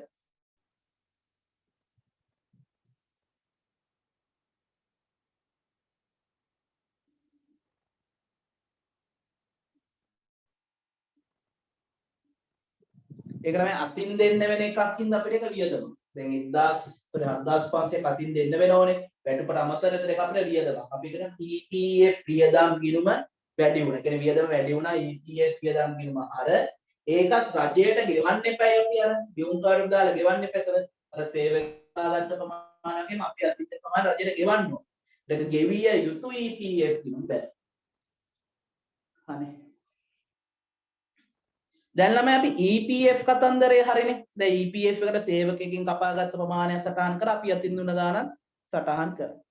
මීට අමතරව ළමයි තව ආරමුදලක් තියෙනවනේ EPF කියලා. ඒකට අපිනේ අතින් දෙන්න ඕන සේවකයෙක් කපා ගන්න නැහැ EPF එකට. අන්න හතරවෙනි පියවර. අංක 4 ETF සඳහා සේව්‍ය එවත් ව්‍යාපාරේ දායකත්වය සටහන් කිරීම ETF සඳහා සේව්‍ය එහෙම නැත්නම් ව්‍යාපාරයේ දායකත්වය සටහන් කිරීම මේ ETF කියන එක ළමයි අපි අතින් දෙන්න ඕන ඒකත් අපිට වියදමක් ඒත් අපි ඒක ගිණුම් ගත කරන මෙන්න මෙහෙම ETF වියදම් ගිණුම හර ETF වියදම් ගිණුම හර ETF වියදම් ගිණුම හර මේක අපි ළමයි ගෙවන්න ඕන රජයට ගෙවිය යුතු මේ ETF ගෙවිය යුතු ETF ගිණුම බැල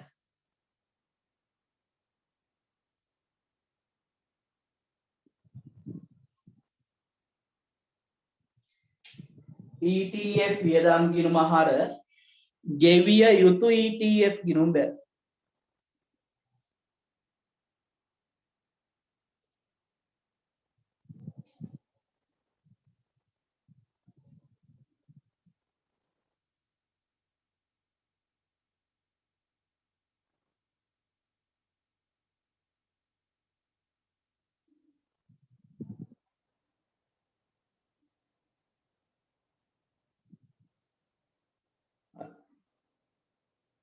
අන්තිම පියවර ළමයි.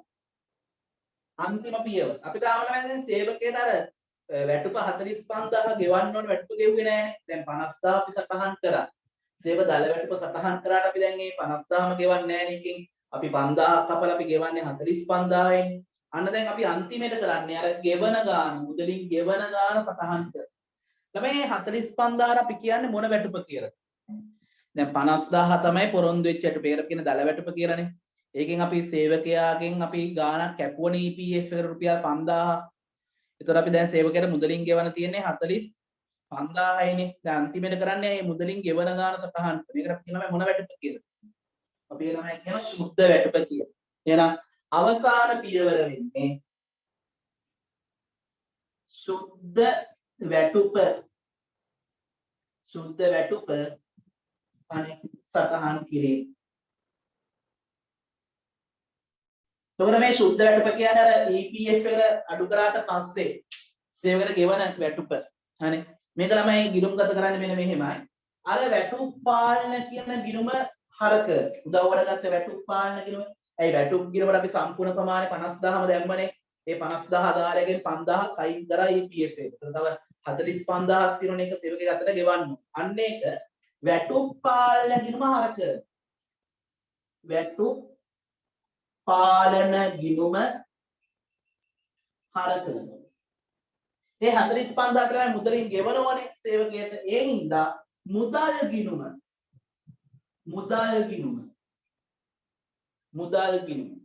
බැරක හදිස්සියෙන් හරියට මේ මුදලින් ගෙවල නැති වුණොත් දැන් සාමාන්‍යයෙන් ව්‍යාපාරමේ වැටුප ගෙවන්නේ ඊළඟ මාසේ 5. දැන් උදාහරණයක් ජූලි වල වැටුප හම්බ වෙන්නේ අගෝස්තු 5. අගෝස්තුවට වෙන්නේ ඊළඟ සැප්තැම්බර්. එහෙම පොඩක් පරක්කු වෙලා ගෙවනවා. අන්න එහෙම තමයි වැටුප ගෙවි කිව්වේ. එහෙම මුදල් ගිණුම වෙනුවට ගෙවිය යුතු වැටුප් ගිණුම වෙනවා. ගෙවිය යුතු වැටුප් ගිණුම බැර. එතකොට දිත්ත සටහන ළමයි ඒක බැර සටහන මුදලින් ගෙවල නම් එහෙනම් මුදල් ගිණුම තමයි බැර වෙන්නේ. හැබැයි ඒ ගෙවන්න ඕන 45000 තවම ගෙවල නැත්තම් දැන් පවණක් ව්‍යාපාරමය වැටුප් ගෙවන්න ඊළඟ මාසේ 5. ඊළඟ මාසේ 10. එහෙම වුණොත් ළමයි ගෙවි යුතුයිනේ 45000. එහෙම වුණොත් ගෙවිය යුතු වැටුප් කියන ගිණුමට බැර වෙනවා. එහෙනම් සුද්ධ වැටුප් දිස්සරහන් තමයි වැටුප් පාලන ගිණුම හර අනේ මුදලින් ගෙවල නම් මුදල් ගිණුම බැර වෙනවා. හැබැයි ඒක තාම ගෙවල නැත්තම් අනේ ගෙවිය යුතු වැටුප් කියන ගිණුමට බැර වෙනවා.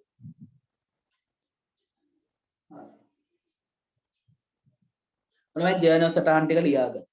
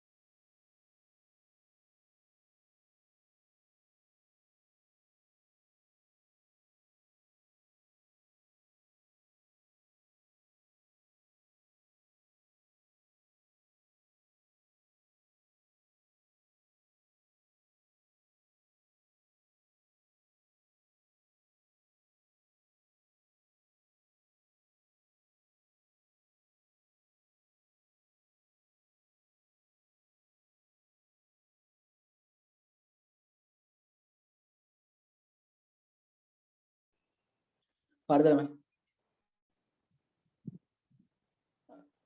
එතකොට මේ දිත්ත සටහන් 5ක් තියෙනවා. හරි. දිත්ත සටහන් 5ක් තියෙනවා. ඔයාලට පොඩි කාලයක් කැප කරලා මේ දිත්ත සටහන් 5 ඔයාලට පාඩම් කරගන්න වෙනවා. හරි. දිත්ත සටහන් 5 පාඩම් කරගන්න වෙනවා. ඒකට ඉතින් පොඩි කැපකිරීමක් කරන්න සිදු වෙනවා. අනේ ඒ කියන්නේ වාට මේකට උපරිමය ආවි විනාඩි 30ක් වගේ. විනාඩි 30ක් කියන්නේ ඒකුත් නැහැ මේ කොටස පාඩම් කරන්න. හරි.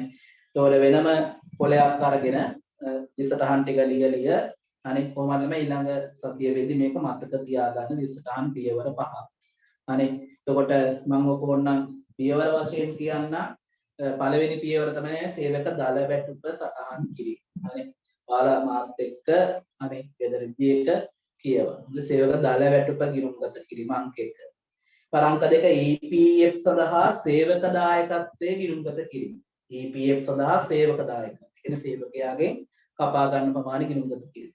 අංක 3 EPF සඳහා සේව්‍ය දායකත්වය. කියන්නේ ව්‍යාපාරය අතින් දෙන දායකත්වයේ සටහන් කිරීම. ඒතර පළවෙනි පෙර සේවක දල වැටුප සටහන් කිරීම 2 EPF සඳහා සේවක දායකත්වයේ සටහන්. අංක 3 EPF සඳහා සේව්‍ය දායකත්වයේ සටහන් කිරීම. අංක 7 ETF සඳහා සේව්‍ය දායකත්වයේ සටහන් කිරීම. අංක 5 ශුද්ධ වැටුප සටහන් කිරීම. ඒතර පද මුලින්ම තමයි පියවර 5 පාඩම් කරගන්න. අන්න දිස්සටහන් ඒක සැරේටම දිස්සටහනත් එක පාඩම් කරගන්න අමාරුයි. ඉතින් මුලින්ම පියවර 5 මතක තියාගන්න. පියවර 5 අනුපිළිවෙල. සේවක දල වැටුප සටහන් කිරීම, EPF සඳහා සේවක දායකත්වය සටහන් කිරීම, EPF සඳහා සේව්‍ය දායකත්වය සටහන් කිරීම, ETF සඳහා සේව්‍ය දායකත්වය සටහන් කිරීම, ශුද්ධ වැටුප සටහන් කිරීම. එවලයි මුලින්ම පියවර 5 හරි කිහිප වතාවක් එහෙම කියවලා මතකෙන් පොලේ ලියලා හරි මේක පාඩම් කරගන්න. ඒතර පාඩම් කරගන්න ක්‍රමවේද වාර දන්න ඕනේ. මුලින්ම කිහිප වතාවක් කියවන්න. කිහිප වතාවක් මේක පියවර 5 කියවන්න. ඊට පස්සේ පොත වහලා බලන්න මතකෙන් කියන්න පුළුවන්ද කියලා. හරි. ඒතර මතකෙන් කියන්න පුළුවන් වුණාට පස්සේ ඊළඟට ඒක කොලයක කටු කොලයක හරි හරි ඔය හෑන්ඩ් බිල් කෑල්ල හරි මොකක් හරි කටු කොලයක ළම ඒක ලියලා බලන්න පියවර 5 මතකේ. එතකොට වාට ඒක ලියා ගන්න පුළුවන් ඒ කියන්නේ වාට ඒක හොඳට අනේ මතකයි කියන්නේ. ඊට පස්සේ තමයි එක් පියවර දිස්සටහන අවබෝධයෙන් ගන්න. දැන් ඒතර ඒ පළවෙනි පියවර දිස්සටහන තමයි සේවක වැටුප් කියන්නේ අපේ වියදමක්. ඒක සේවක වැටුප් ගිණුම හර වෙනවා. වැටුප් පාලන ගිණුම බැලඳින. ඒතර දෙවෙනි පියවර තමයි ETF සඳහා සේවක දායකත්වය. ඒක දිස්සටහන වෙන්නේ අර වැටුප් පාලන ගිණුමෙන් ඒක අයින් වෙනවා. දැන් වැටුපෙන් ගානක් අයින් වෙන එකන්නේ වෙන්නේ. ඒතර වැටුප් පාලන ගිණුම හර වෙනවා ගෙවි යුතු වෙනවා. ගෙවි යුතු EPF ගිණුම බැලඳින. එතකොට ළමයි තුන්වෙනියට කරන්නේ EPF සඳහා සේව්‍ය දායකත්වය. ඒක අපේ වියදම. ඒක EPF වියදම් ගිණුම හර වෙනවා. ගෙවි යුතු EPF ගිණුම බැලඳින. ඊළඟට ETF සඳහා සේව්‍ය දායකත්වය. ඒක ළමයි ETF වියදම් කියන අපේ වියදම. ETF වියදම් ගිණුම හර වෙනවා. ගෙවි යුතු EPF ගිණුම බැලඳින. අවසාන ළමයි ශුද්ධ වැටුප. ඒක අර අපි දැන් 50000න් 5000ක් කපලා දැන් වැටුප් පාලන ගිණුම 45000ක් තියෙනවනේ. අන්න ඒක තමයි ගෙවන්නේ. වැටුප් පාලන ගිණුම ආහාර වෙනවා. මුදලින් ගෙවල් නම් ඒක මුදල් ගිණුම බැර වෙනවා. නැත්තම් ගෙවිය යුතු වැටුප් ගිණුම බැර. එක සැරේට දිසටහන් පහම වාට පාඩම් කරගන්න බැරි වෙයි. ඒ හින්දා අනේ මුලින්ම පියවර 5 පාඩම් කරනවා. ඒතර පියවර 5 පාඩම් කළා දිත්ත සටහන් දෙක. අනේ පළවෙනි පියවර දිස්සටහන දෙවෙනි පියවර දිස්සටහන. මුලින්ම මේ දෙක හොඳට කීප වතාවක් කියවලා මතකෙන් කියලා කිහිප වතාවක් ලියලා ඒක පාඩම් කරනවා. එතකොට තුන්වෙනි පියවරේ දිස්සටහන ඊට පස්සේ පාඩම් කරගන්න. එතකොට ආපහු 1 2 3 කියන තුනම පොලේක ලියලා මතකෙන් බලන්න පුළුවන් ද කියලා. එහෙම තමයි ක්‍රමානුකූලව මුලින්ම දිස්සටහනක් එකක් හරි දෙකක් හරි ඊට පස්සේ තවත් එකට එකක් එකතු කරලා ඒ තුන ඊට පස්සේ තවත් ඒ තුන හතර ඊට පස්සේ ඊට එකතු කරලා පහයිම අනේ වර පැය භාගයක වගේ කාලයක් යාවේ සමහරට ඊට වඩා වැඩි වෙන්නත් පුළුවන්. කාලය ගැන ගැටලුවක් නැහැ. අනේ මේක තමයි හොඳට පාඩම් කරගන්න. මොකද ඉස්සරහට සෑහෙන්න වැදගත් පියවර ටිකක්. මේ ටික නැතුව නම් ETF ගැන ඔයාට අනේ ගිණුම්ගත කිරීම මතක පාඩම් කරගන්න නැත්නම් ඉස්සරහට තමයි අමාරු වෙන්නේ. ඉතින් ඒ කැපකිරීම අනිවාර්යෙන් උසස් පෙළ ළමයි කරන්න ඕන. හරි. උසස් පෙළ කවුන්සල් ළමයි පාඩම් කරන තැන් කියලා මහා ලොකු තැන් නැහැ. කිහිපයි තාමත් 14යි ඒ ටික ළමයි පාඩම් කරගන්න. මම මේක ගිණුම් ටික ළමයි ගහලා පෙන්නනවා. හරි. දැන් ලබන සතියේ වෙද්දී අනිවාර්යෙන් හැමෝම දිස්සටහන් ටික පාඩම් කරලා තියෙන්න ඕන. දැන් දෙකින් කාලේ හින්දා මම අහන්නේ අද එක එක නාගෙන්. හැබැයි ඊළඟ සතියේ වෙද්දී එක එක ළමයෙක්ගෙන් දිස්සටහන් අහනවා. මම කිව්වට පස්සේ දිස්සටහන කියන්න වෙනවා. හරි.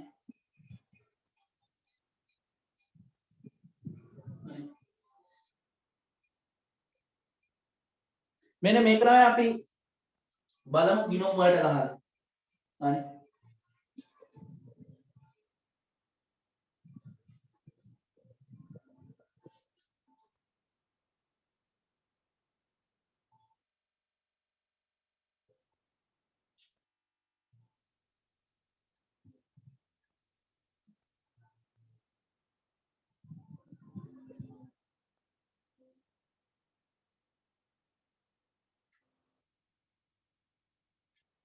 තමයි පළවෙනි පියවර. සේවක දායවැටුප ගිණුම් ගත කරනවා නම් කරලා තමයි ගිණුම් දෙකක් ඕන. සේවක වැටුප් ගිණුම්. සේවක වැටුප් ගිණුම්.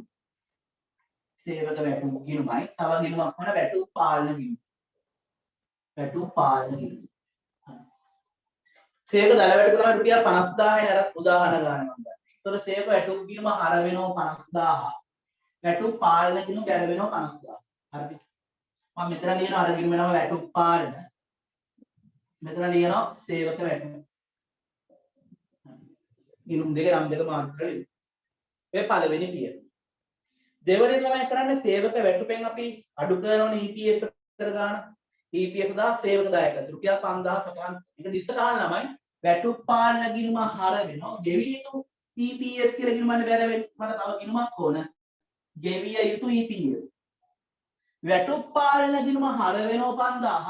ගෙවිය යුතු EPF ගිණුම බැර වෙනවා 5000. අර සේවකෙන් කපා ගන්න 100ට 10. මම මෙතන ලියනවා අර ගිණුම නම වැටුප් පාලන. එතන ලියනවා ගෙවිය යුතු EPF. ගෙවිය යුතු EPF. ඊළඟ තුන්වෙනි පියවර EPF සඳහා අපි අතින් දෙන ගාන. ඒක අපේ වියදම. ඒක දිස්සටහන EPF වියදම් ගිණුම හර ගෙවිය යුතු EPF ගිණුම බැලුම්. ඊට තව ගිණුමක් ඕන. අර EPF වියදම්. EPF වියදම්. දැන් මේක මම අතින් දෙන ගානක් නේ. ඒතර 7500 මතක තියෙන 115. ඒතර EPF වියදම් ගිණුම හර ගෙවිය යුතු EPF ගිණුම. මේ දෙන ගෙවිය යුතු EPF ගිණුම බැලුම්. ඒතර EPF වියදම් ගිණුම හර ගෙවිය යුතු EPF ගිණුම බැලුම්. මෙතන ලියන අර ගිණුම නම EPF වියදම්. මෙතන ලියනවා ගෙවිය යුතු EPF. ඒතර ළමයි හතරවෙනි පියවර ETF එකට අපි ළමයි අතින් ගානක් දෙන්න එපානේ. ඒතර ඒක දිස්සටහන ETF වියදම් ගිණුම හර ගෙවිය යුතු ETF. අපිට තව ගිණුම් දෙකක් ඕන. ETF වියදම්. මේ පටලවා ගන්න එපා මේ කලින් ආවේ EPF වියදම්. මේ එන්නේ ETF වියදම්. අන්න ETF වියදම් ගිණුම හර වෙනවා ගෙවිය යුතු ETF. මෙතන තියෙන ගෙවිය යුතු EPF නේ. මේ කියන්නේ ගෙවිය යුතු ETF. ඒක තව ගිණුමක් ඕන. ගෙවිය යුතු ETF කියලා. ඒතර ETF වියදම් ගිණුම හර වෙනවා 103ක් 1500. අනේ ගෙවිය යුතු ETF ගිණුම දැර වෙනවා 1500. මෙතන ලියනවා ETF වියදම් කියලා. මෙතන ලියනවා ගෙවිය යුතු ETF කියලා. අවසාන පියවර සුද්ධ වැටුප. සුද්ධ වැටුප ලා රුපියල් 45000යි. දැන් මේ වැටුප 45000 ගිණුම් ගත කරන මෙන්න මෙහෙම. දැන් අපි වැටුප් පාලන ගිණුම 50000ක් දාලා තිබෙන 5000ක් අයින් කරානේ. ඒතර අන්නේ 45000 අපි වැටුප් පාලන හර කරනවා. ඒක තමයි මුදලින් ගෙවලා නම් මුදල් ගිණුම බැලුවා. මුදලින් ගෙවලා මුදල් ගිණුම බැලුවා. අනේ මුදල් ගිණුම බැල 45. හැබැයි මේක මුදලින් ගෙවලා නැත්නම් මුදල් ගිණුම වෙනකොට ගෙවිය යුතු වැටුප් කියන ගිණුමක් අහලා ඒ ගිණුම බැල. ඒතර මෙතන අපි ලියන මුදලින් ගෙවනා මුදල් ගිණුම කියලා. එතන වැටුප් පාලන ගිණුම. ඔය තමයි ළමයි අනේ T ගිණුම්. මම මේක පෙන්නන්න ඕන විශේෂම දේ වැටුප් පාලන ගිණුම. මේ වැටුප් පාලන ගිණුමකට පේන විශේෂත්වය. වැටුප් පාලන ගිණුමකට තියෙන විශේෂත්වය. බැලන්ස් කරාට පස්සේ විශේෂත්වයක්. මොකද වැටුප් පාලනයේ තියෙන විශේෂත්වය. වැටුප් පාලන කියන මේක තාවකාලික ගිණුමක් නේ. ඒ කියන්නේ මේ ගනුදෙනු සටහන් කරන ගාලා තාවකාලික ගිණුම. මෙලෙන් තියෙන විශේෂත්වය මොකක්ද? ඔය වැටුප් පාලන ගිණුම ළමයි අනේ බැලන්ස් වෙනවා. අනේ වැටුප් පාලන ගිණුම බැලන්ස් වෙනවා. අපි ඊළඟ දවසේ ළමයි ගිණුම් ගත කිරීම සාකච්ඡා කරමු. ඒ ගිණුම් ගත කිරීම කතා කරමු. මොකද තාමවා චිත්තසටහන් ටික පාඩම් කරගත්තේ නැහැ. ඒකට දැනට මේ ගිණුම් මන් නිකන් පෙන්නුවා විතරයි මෙන්න මෙහෙමයි කියලා.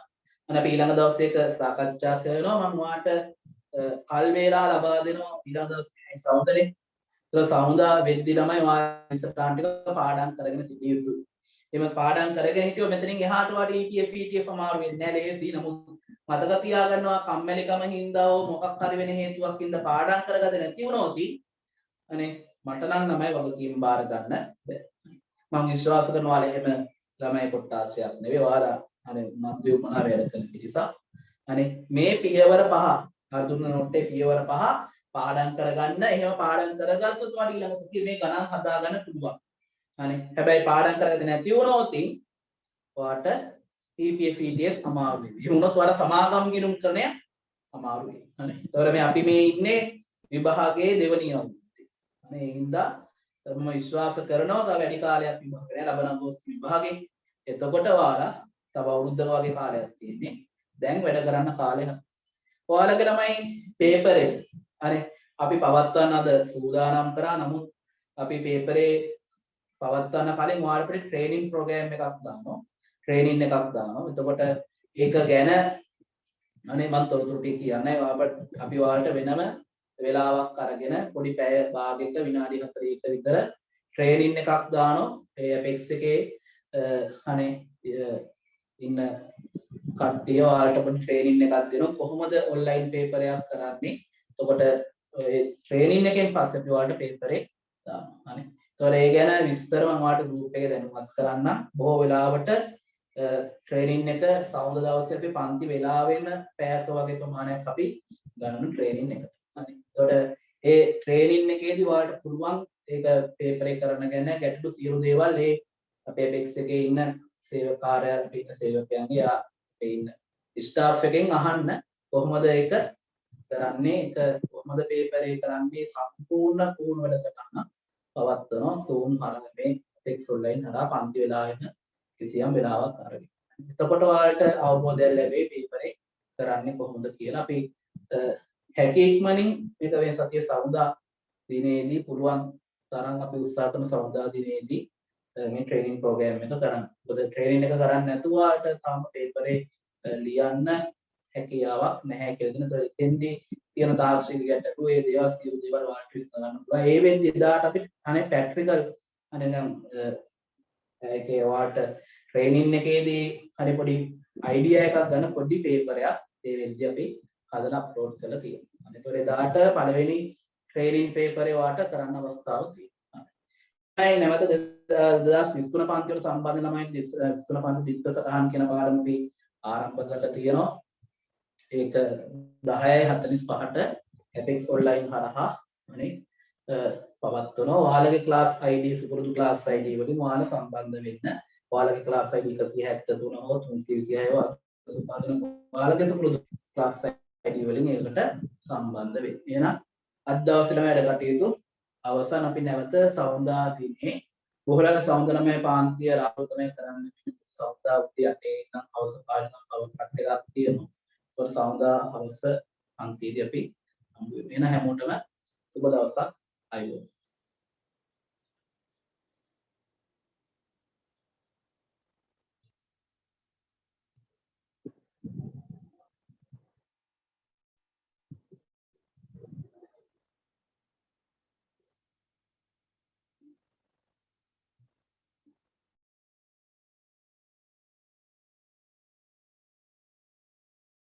බදාදා පන්තියේ රෙකෝඩ් එකක් තිබුණද කියලා මතක නෑ ළමයි. තිබුණොත් මම දෙන්න.